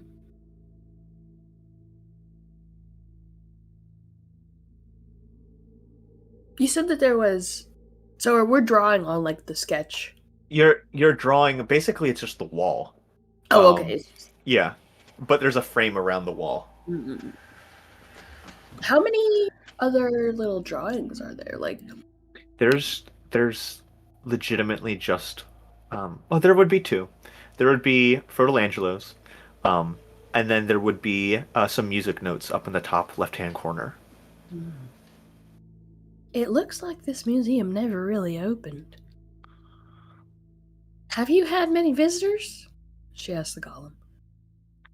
We had one recurring visitor for a number of years. Orion Swiftwhistle. I see. That was her last husband, right? It is. And when Was the or last is? time? Yeah, but How much time has passed? well, what was the year when you were put down here? Well, this place began construction 2 years after the flood. I was put into existence about 10 years after. And I helped with some of the heavy lifting in constructing the gallery. Oh, I see. How much time would that be from between like then to now? Thousands of years. Yeah, I was thinking like thousands. It's been a very long time. Oh, when we first came in, was he like covered in dust or anything, or did he look like he was activated recently? This place seems very clean, like all things considered. For how old it is. Yeah. Well, I know that it's been quite a few years since the flood. How long do half-elves live? How long what? How long do they live? Dwarves or Halflings. Halflings? Not a few thousand years. Not a few thousand years. Definitely not cool. I don't know. I wanted to say Hobbit, and that's not. It is, but like it's also I not. mean, it is. Half-foot, hobbit, halfling. Um. Do you think maybe? Wait. Do you think they had children? I believe Jesus. there were Outside 2. of the realm of possibility. There were two children. Indeed. Oh, and Frodelangelo only had children for final husband. that makes sense. Do we know their names? That information was not provided to me. Okay, thank you. Interesting. Does that line up, like, since we didn't know about this last husband, we, like, the academic world wouldn't know about these children, right? Exactly. I think Juniper is getting very excited. She's like, wait a second. There could be descendants of Frodelangelo still living here? Indeed. Oh my god. That changes everything. If she has living descendants, then they've got I don't even know. I wonder if they're still around.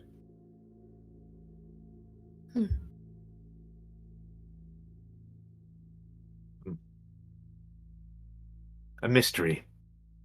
Yes. Would you like to see more of the gallery? Yes, absolutely, please. Show the way. What would you like to see next? Mm, There is The color last room? color room. room.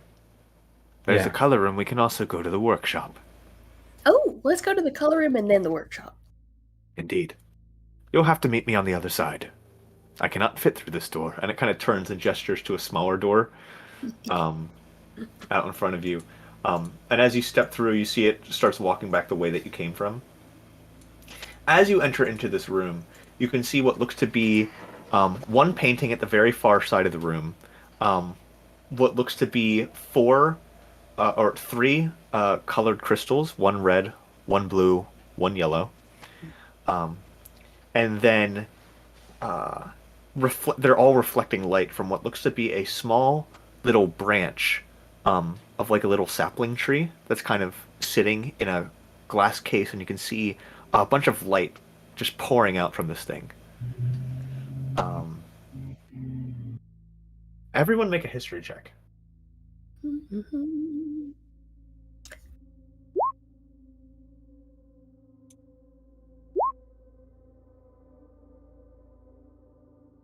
$14.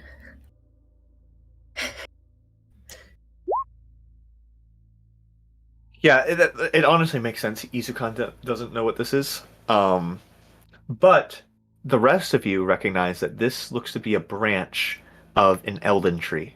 Um, Mm. the elvish trees from Elfheim that emit brilliant, radiant, never-dying light. Is that one of them Elvis trees? Yeah. I've never seen one of those in real life. You Elvish tree?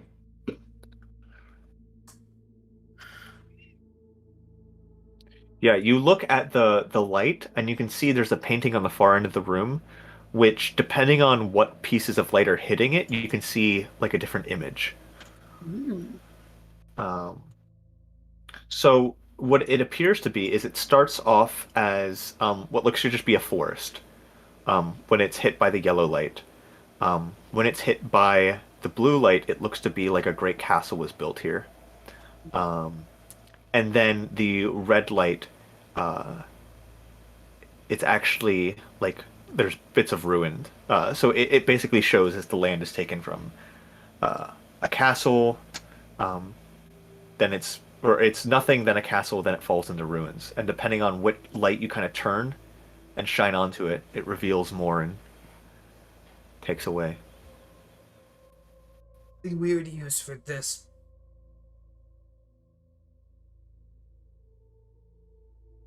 The light of Alfheim reveals all. What if we shine all of the lights on it at once? Shining all of it at once, you can see what looks to be this weird mix of it's basically like weird layers of opacity where you can see like all the images bleeding together at once.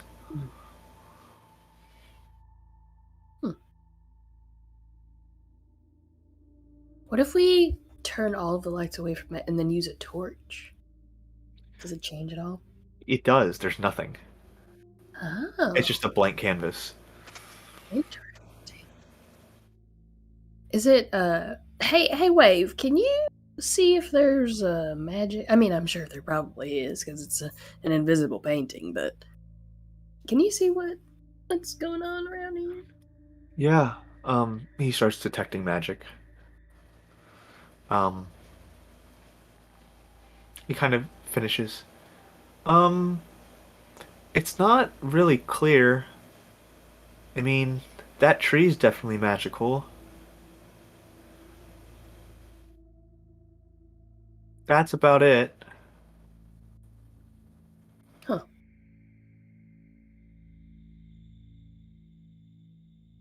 Weird. I guess it might have to do with the ink. Mm-hmm. Mm-hmm. I do think you're right.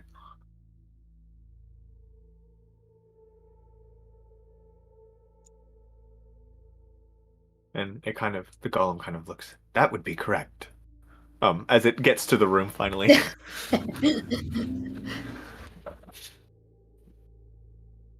What else can you tell us about this painting? One Yeah, second. Jacob, what can you tell us about this painting? Stop. Wait. I need to find my stuff. Um, this painting was created in the year 116 negative AF, prior to the flood. Hmm.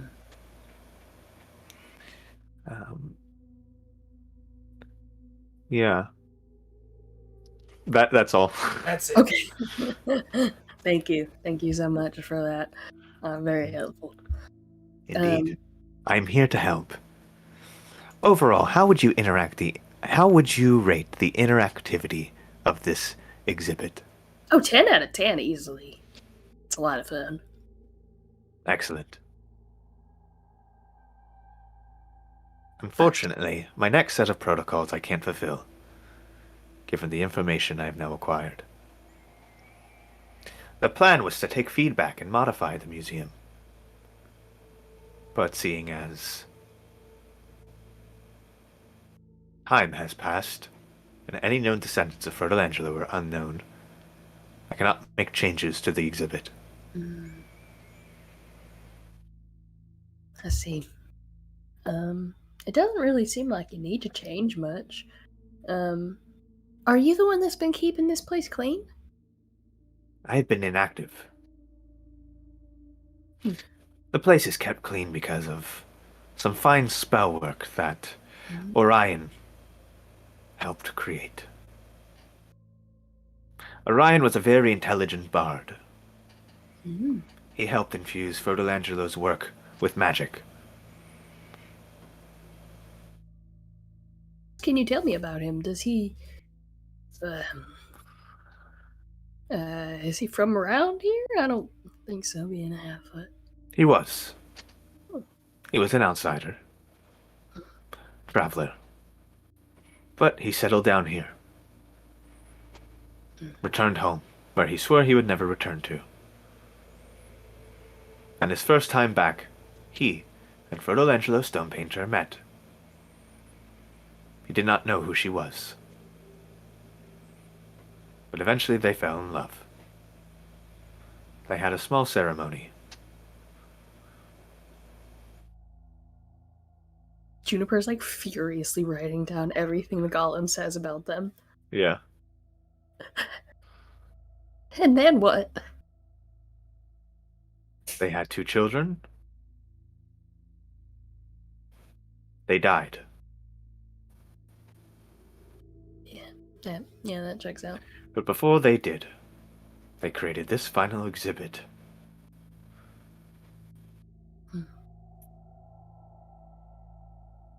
Children die. Sad.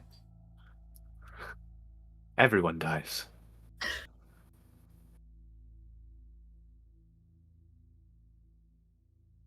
Most people. Vampires die. I think that's a special case. They already dead. Little bit of both. Zombies. Little bit of both. Oh yeah, they are undead, technically.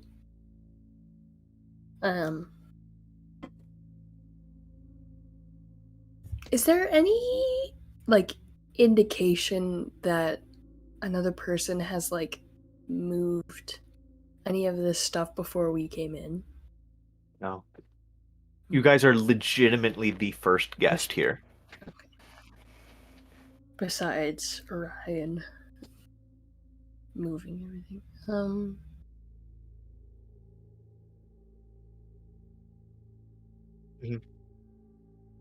Would it take us the rings? You could go that way. There's another path. If you want to go back to the rings, you can. Oh, there's not wait. Fancy eyes. Yeah. Oh, gotcha. Mhm. I think wait. Alright, I guess let's go back to the workshop then. Okay. A long route. Okay. You guys take the longer route. Um, Walking past the rings, they all seem to hold a slight magical charm, but nothing more so, I guess, for preservation. As you enter the workshop, you can see what appears to be a lot of stone, an anvil, some barrels where it seems like water would be kept, large like chunks of marble and whatnot, and some sketches. And there's one that's hung up on display.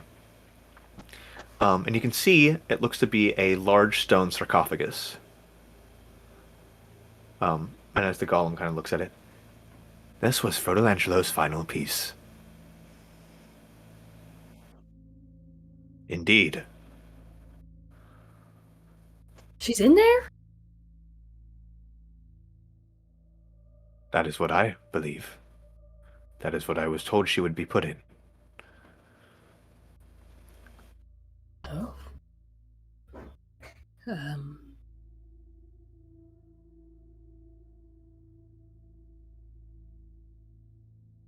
I don't really want to crack it open and check, but... Oh, it's not sitting in this room, but there's sketches of it. Oh, okay.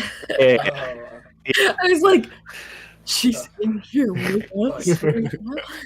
No, we were Yeah. just talking about undead. You know, it'd be quite funny if, like, all of a The sudden, legend of this city was Frodo Angelo just kicks down the fucking door to her tomb and just, Hello, I'm here. what's hello, up? I'm alive. I never died. I am a lich now because fuck dying. Painting never dies. Did she... Are there sketches for another tomb? Like for Orion, or is it just the one? Just one.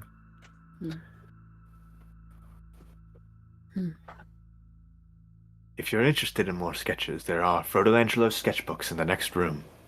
The sketch room. Yes. And he kind of leads you in, and you can see what looks to be four desks, each of which have like three large tomes sitting open. As the golem kind of steps in the room, you can see it can't fully fit, but it speaks to you. To flip the next page, just hover your hand over it. And as you kind of wave your hand in the display case, you can see what looks to be a mage hand kind of appear momentarily as it flips the page for you gently and then dissipates. That is so cool. Are there any... I'm looking for more information about the children. Are there any sketches of them? Yeah, so there's a lot of books in here and a lot of sketches. You could spend a long time in here. Yes. But you do know that there's actually another door that kind of leads out, and it kind of looks. This is the secondary exit. Oh. Can we come back in through here, or is it at one way only? You could come back in through here.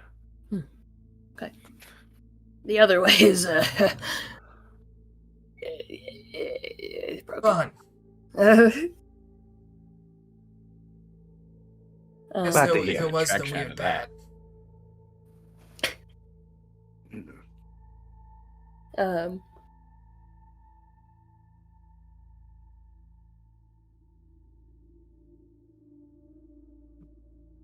I guess we go into the next room. Yeah. There's nothing else. Why am I If you want to join me in the next room, I will wait. The next places I cannot reach. And it kind of steps out, gesturing down the hall.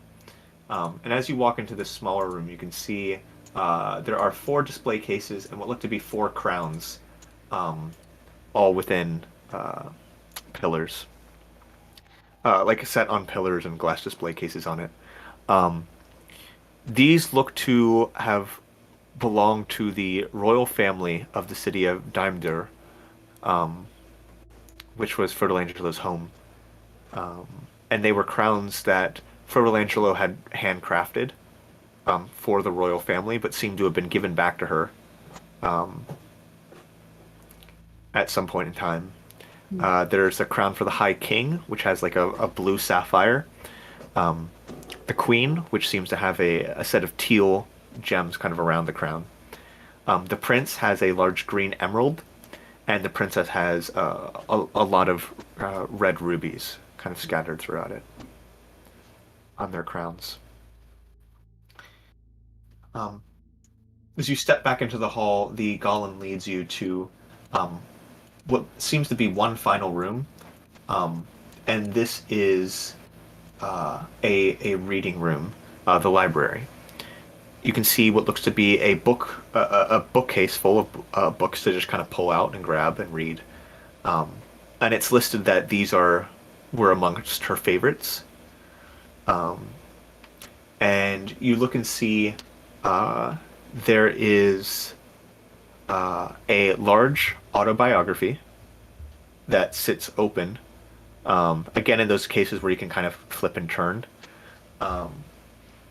And then sitting on the top shelf of the library books, you can see 3 books which seem to be listed as her favorites with some notes written on them, like recommendations, like you would see at like a small bookstore. You can see one of them is called The Smith and the Devil. One is the Epic of Gilgamesh, and the other is the Iliad. Interesting. Her autobiography. Mm-hmm. I'd like to flip to the end. You flip to the end. Children? Names?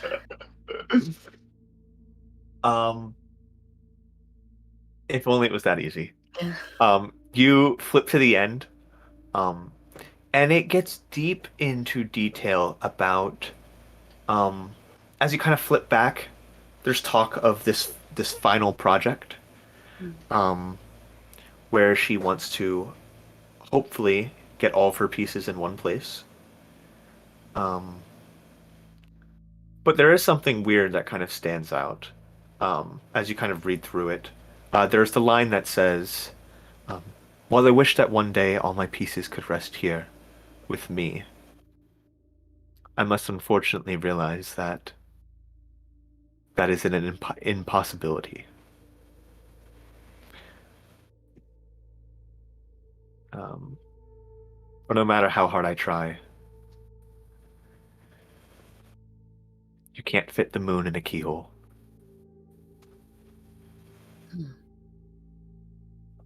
Interesting. She's gonna record that in her notes.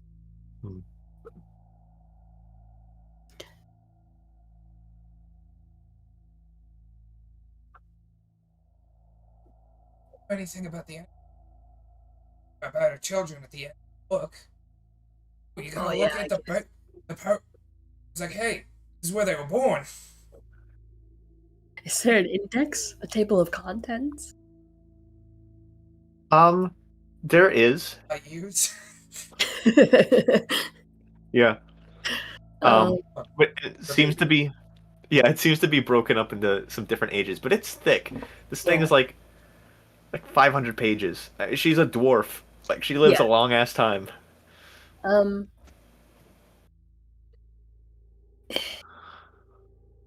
guess I'm looking for the ones that are post-flood. Like I'm looking for chapters that are post-flood. When she was meeting Orion. Like is the story of how they met in there? It is, but it actually comes like it seems to have been dated a bit later because it's kind of an autobiography, kind of like a diary. Mm-mm. There's actually a period of several years, where there's really no entry. And this would be during. Um,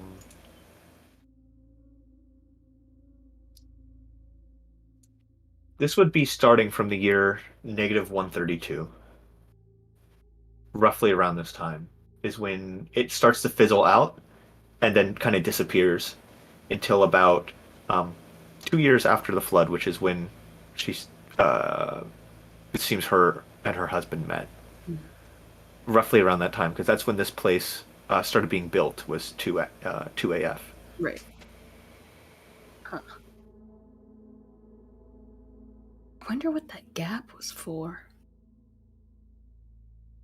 That was probably the revolution. Revolution was way before that. The revolution was when she was a child. Oh. What am I? The time of reckoning, that time period, is specifically when Adam and some of the angels still loyal to the creator were tracking down and capturing the fallen angels. Hmm. So this was after the creator woke, Okay. but before Adam died, and the creator's tears caused the great flood that consumed the world. Hmm.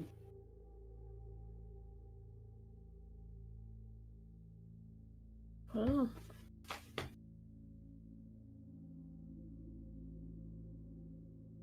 I think she's just gonna be like writing down every significant thing that she can find in the book as notes. Are there any loose books that could be taken? Yeah, the ones that aren't her autobiography. Um, Yeah. Havoc. You're reading through it. It seems to be an old children's fairy tale. Eric's enthralled. All right. Well, I guess you can hold on to that one, and I'll take the epic.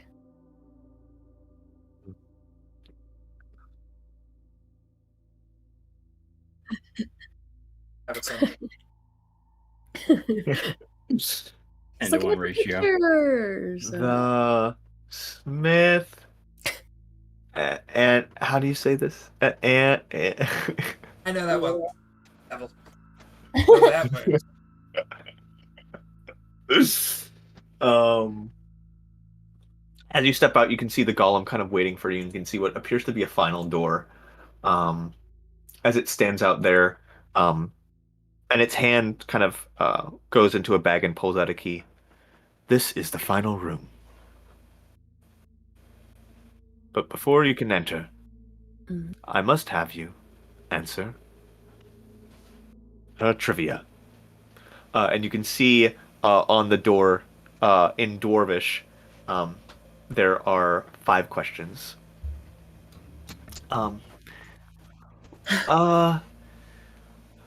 Okay. So let's start. Who was unknown but loved much still? Third husband. Yeah, Orion Swiftwhistle. And you can see one of the that line of text glows like a bright silver. What light reveals all? The light of Alfheim. That lights. Rick? Oh, you're paying attention that time, Havoc? No. What color gem sits on the head of the daughter of the queen? Ruby. Rubies. Wait, And no, that's the princess. I thought that was the The princess. The daughter. Yes. the daughter. Yeah, The daughter oh my of the God. queen. Yeah. My brain You guys went, were right. Daughter of the queen. That's not a prince. That's what? It lights up. What tome is her favorite? The tale that stands above all. The Smith and the Devil. Right? Was one of them. Was there one above all of the rest of them? They Like, was that one were elevated? they were placed in a particular order. Oh, okay. So it Yeah. was So it was the, Smith and the the it was Devil. Smith the Devil, the Epic of Gilgamesh, and then the Iliad. Hmm. Was it The like a first? triangle or was it like It was a triangle. So there's Um, there's Smith and the Devil, the Iliad, and then Epic of Gilgamesh in the center. oh, so the Epic of Gilgamesh. The Epic of Gilgamesh. Mhm. Yeah. And as that lights, there is the last one, and it reads, "Whose tomb do you seek?" Proto Angelos. And it lights, and you watch as all the light kind of moves in and circles like this keyhole, and the golem turns it. And as the door opens up, um, you look and see what appears to be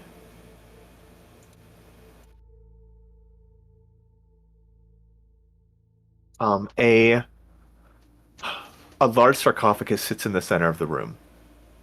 There's also in the back a statue, stone carvings of Adam and Eve, each with a set of angelic wings. Um, you also see two other smaller statues that kind of sit on her left and right. One which seems to be, they both seem to be carvings of a man, one a woman, listed mother and father. Um, then you see three paintings that sit around, and as the golem kind of looks at them, these are the watchful three. The final three paintings to watch over Frodolangelo. Um, and these three paintings, the one on the very left is called The Fallen. Um, this painting shows a queen dressed in white and gold as many hands reach towards them, wrapping their chains around the queen, pulling off her crown. There's no date on it. The one in the very center is called The Warden, and it seems to be a self-portrait. But you can see a woman in a dark brown dress, long flowing blonde hair, and a large braided beard, with her mustache kind of braided and goes back and kind of connects to um, her sideburns. The final one is referred to as the Judge. Um, this painting depicts a angelic woman who has a piece of cloth around her eyes, who is holding a sword in one hand and a scale in the other.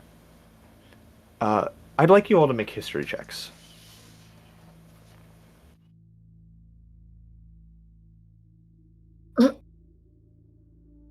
Wow.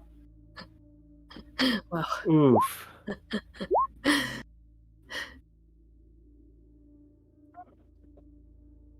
So Wave knows what this is.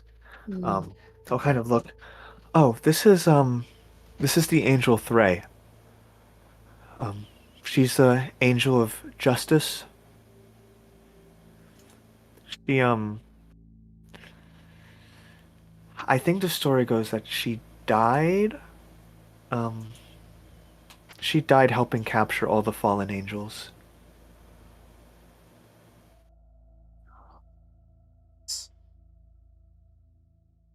what? Yeah, she was blinded um by Alfara when they fought. Um, and ever since then she didn't need eyes. Yeah.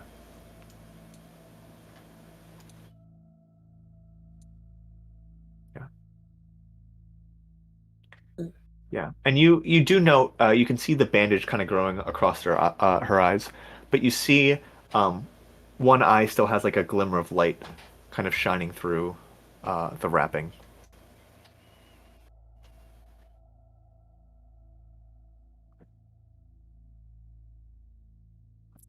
And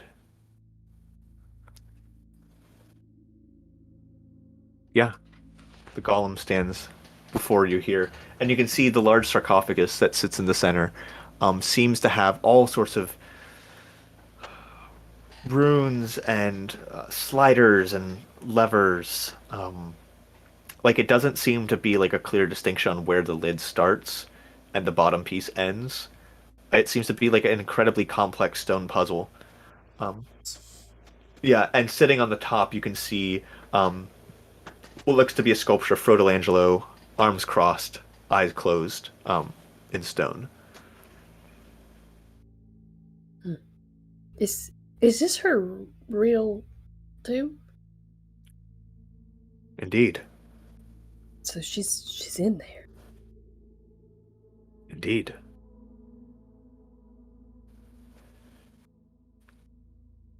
And Juniper, you would know this sounds off, considering this entire city was named Frodea after her tomb was discovered, or her gravestone was discovered. Um, We're gonna have to have a talk with somebody about this. Why? Because she shouldn't be here. This whole place was named after her because we found her tomb. Yeah, it's If right this here. is her real tomb, Do you mean her tomb or just a gravestone? well, Because from what I know, it's you guys found her gravestone. I guess so. A gravestone doesn't mean there's somebody there. But I guess we There's a just little assume. light bulb. Oh, if it's just a gravestone, did you guys dig it up? No, we didn't want to. Of course, they didn't want to desecrate her body just to make They're sure not she gonna was desecrate there. their bodies right there. Well, they didn't know that. We also don't know if her body's right there either. That's true. I look at the robot. Is her body right there? I was deactivated, but I was told this is where she would be buried. I don't know. That seems incredibly trustworthy to me. Can I? I think Juniper's gonna approach and like kind of kneel next to the coffin and go, "I'm so sorry," and she's just gonna knock on it and see if it sounds like there's anything like in there. Uh, make a perception check. Where is it? 11. It's stone. This thing is stone. There is stone. So what I'm hearing is, you should go to the gravestone and dig up the body. Yeah. There'll be a clue in there. I mean, everything else here makes it seem like she is here. And I don't know why someone would want to have a fake grave up there for her. Maybe something happened and it was So just. people Her husband? up here with her stuff. Well, but this is a museum. This is supposed to be viewed. This is supposed to be walked through and talked about. That golem, the golem he's enough to tell us that. Correct. I think This that's was- also wait, hold on. need- Actually, Said was tank. this You place also- supposed to be open to the public? It was. They were just gonna have her body on display? Yes. In the sarcophagus. This entire place is Frodo Langelo's tomb, Times really a changed. collection of her greatest works in arts. Seemed too weird. They had her body like out, like on strings, like doing a jig. And I mean, I would say Havoc and Juniper and Wave have probably heard of different cultures, especially those in the who live in the Runala Desert. In days of old, massive pyramids were built as like tombs for their king slash pharaohs. I guess this is like her pyramid. But there's no booby traps or anything, I don't think. Are there booby traps here? No, Okay. just me. the curator, and the guard.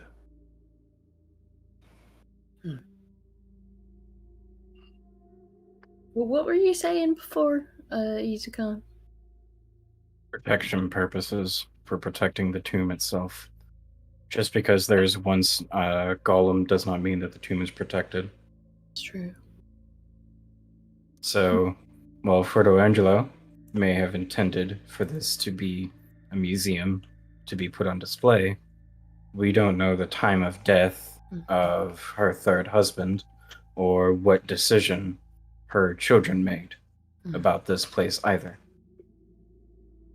Maybe there's something so valuable in the sarcophagus that. Wait, wasn't there something about like a final project? Said. I think that was this. I think that was That is this. the museum itself. The final like project something more to is that project the than just this sarcophagus. museum. I mean, the same way there was something more to that, to the map. I guess. Could we have? Were those lights in the other room? Were they like stationary? What lights? Like the The light of yellow, Alpha. the yeah. It was stationary, yeah. I just wanted to make sure those weren't Lamps? out somewhere else. You said in this room there was like a jigsaw puzzle? Yeah, The like on the sarcophagus sarcophagus. It's like a There's On the all sorts of sarcophagus? sliders and levers and things to turn and buttons. Looking at that, what does. Before Izukan will approach, he turns to the golem and he asks, is this meant to be solved? Or is this just here? Rodolangelo liked making some of her pieces. Every piece is interactive. It either stimulates the mind or stimulates some other part of the human existence, a mortal existence.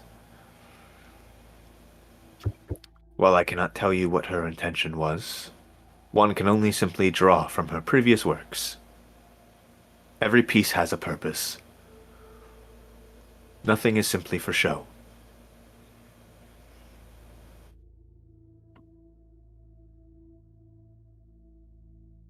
You see, you push a button and you hear something.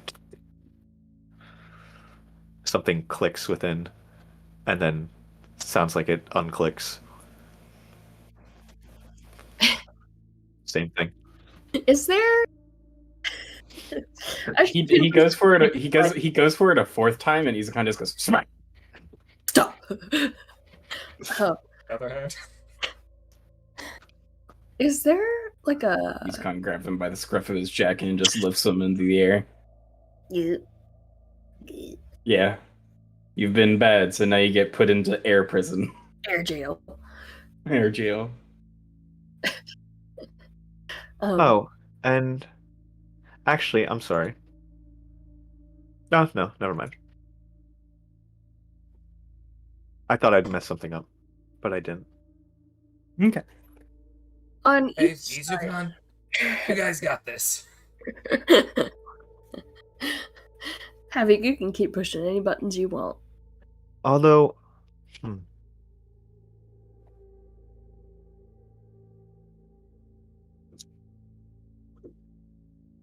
She has like a special sign inside of it.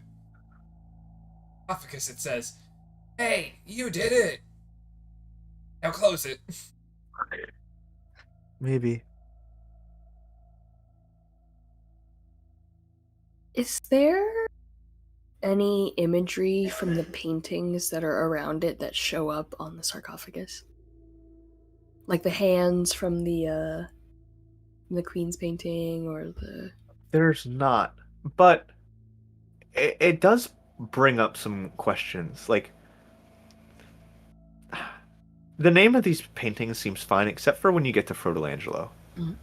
The Warden.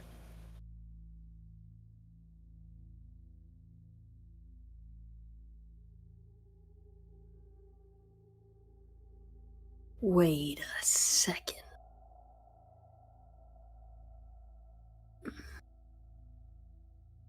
The golem. Is it? It's able to get into this room, right? Yeah.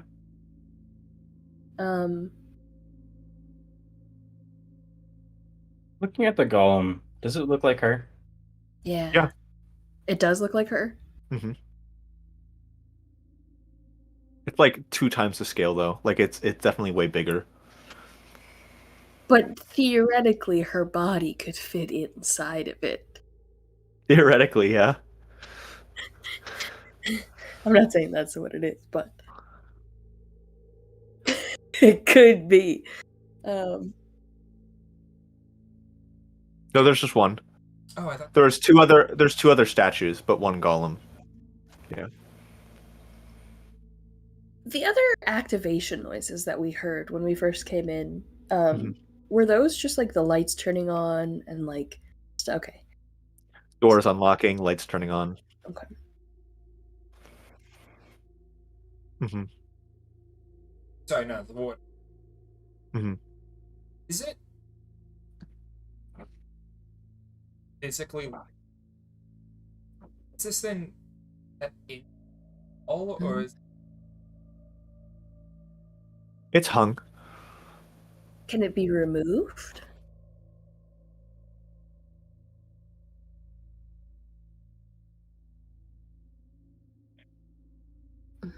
Yeah, you kind of go over and the golem kind of looks at you. Please do not touch.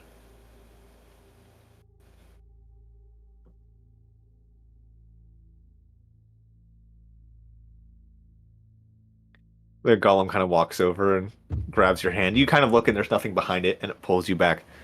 Please do not touch. The warden is a sacred piece. Yeah, what can you tell us about this painting? The warden. Ferl Angelo's one of her final pieces. Showing herself what she looked like. The name was given due to a title. Which was The warden. The title she was given. by whom? Unknown.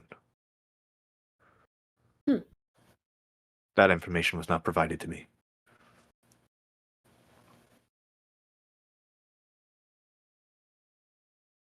What's the question? Anyone else in her life? Indeed. Her Right. husband was most helpful. Okay. Oh, I meant 4. Or Yeah. Tomb for her husband?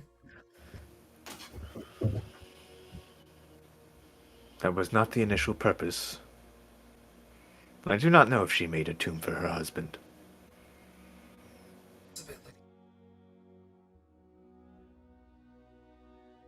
like... I mean, the fact that we even know what his name was is more than we knew before we came in. But... Oops. I'm so sorry. I went... You're good. I was trying to turn it down. I just completely threw my train of thought off the track.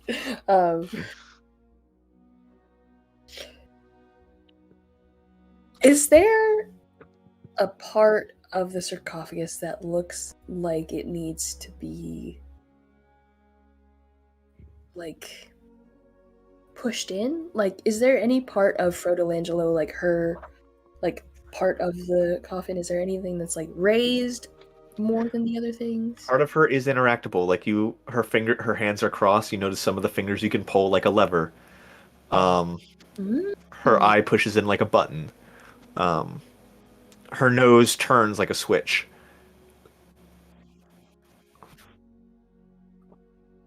Oh, right. Oh. Not really, no. Unfortunately, as much as I love where you're going.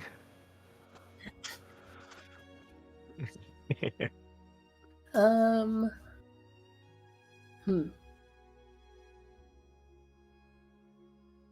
Well, just start hitting all of the buttons. Yeah, I guess so.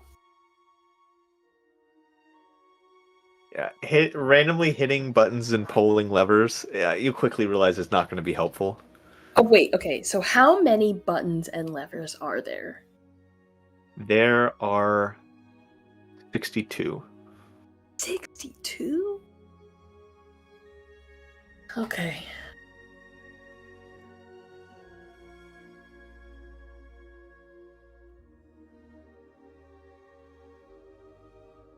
Finally, with each one. Does that thing Oh. happen or not? Everyone has a. Every single thing has a trigger. Oh, can I open up the Epic of Gilgamesh? Yeah.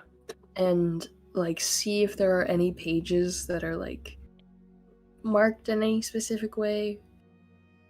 Just No. the Epic of Gilgamesh. Okay. It's just a good story.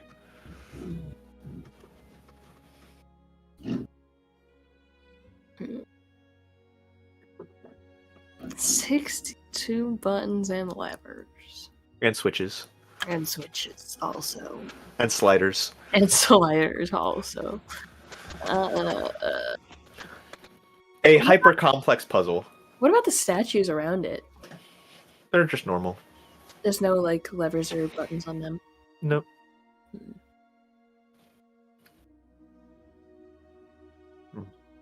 You see, Wave has been sitting here thinking this whole time. Mm-hmm.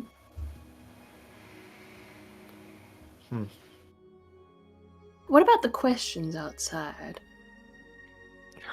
They might have just been questions. Yeah, just a little trivia. Mm-hmm. For Yeah.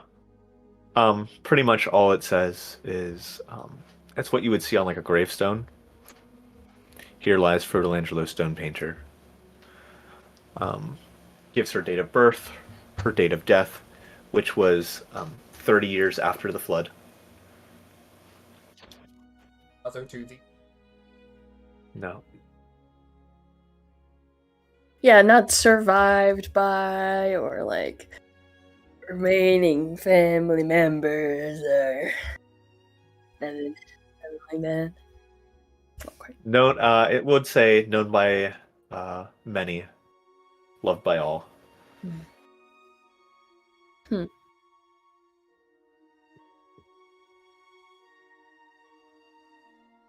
And it doesn't seem, you've seen her handiwork, like carved into stuff. This doesn't seem to be her.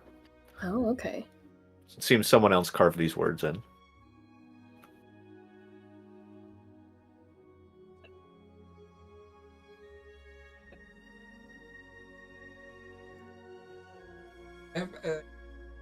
button.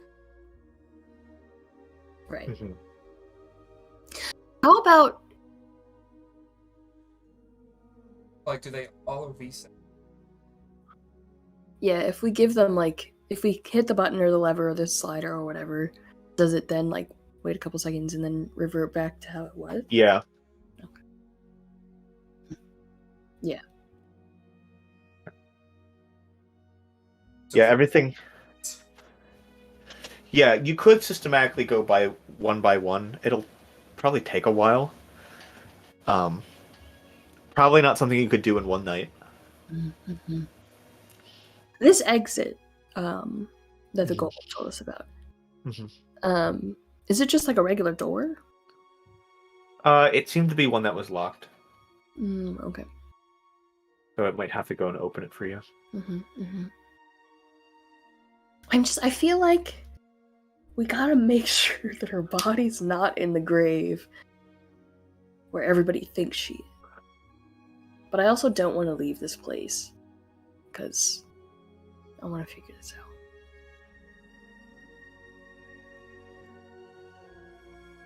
But also have somebody go, like, Oh yeah, go and check. I can dig up a grave. I mean, it's really late. Maybe we just go back and go to bed. Wave, silly boy. Hey, don't be a little baby. No, that's when you dig up a grave. Yeah, there's nobody around to see it. I don't want to dig up a grave. Well, you that's can like- stay here with me. We've already done a lot of illegal things. I don't think anything that we've done so far is illegal. Yeah, I mean, We've, that we cart was in the open. That do not enter mine sign. I didn't read it, so how was I supposed to know? But officer, I didn't even see the sign that said "Don't enter." Shit. It said do not enter. I thought it said do enter. I'm not very good with "not." I Um, struggle with that word.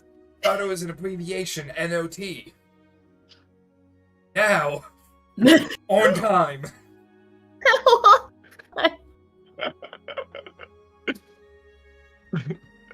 Now, do now on time enter. Yeah. um, well, Havoc, if you want to go dig up a body, maybe, possibly. Maybe just an empty coffin, probably.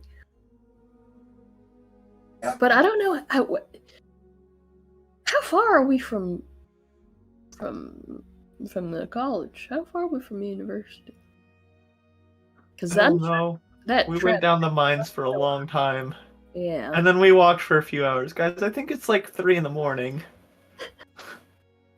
I'm tired. Well, Do you probably want to sleep not down like- here, bud? It's a stone floor. Just a sleeping bag from. Yeah, I think Juniper also pulls out her little bedroll.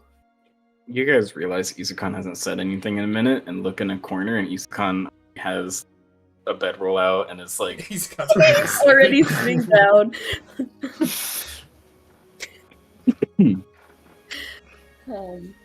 I do have a job to do tomorrow morning. Afternoon. Afternoon. We can go in the wee hours of the morning to dig up the grave, and then you can do whatever you need to do. For Baron. or we could figure out this puzzle in the morning. Oh, yeah, that too.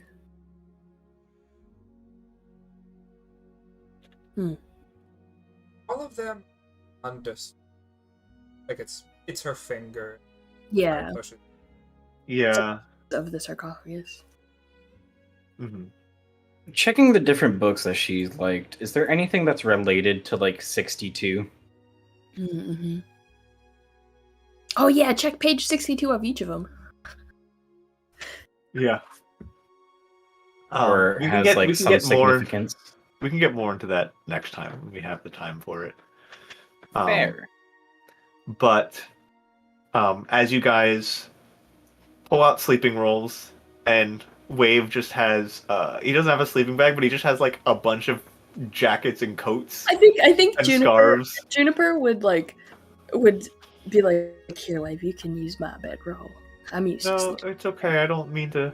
No, No, should have no, packed no, better. you're soft. Use You're mine. soft. And You Havoc need something climbs soft. up on the sarcophagus. Going to sleep on it. You see the golem walks over and picks you up by the scruff of your shirt and sets you down on the ground. Please do not lay.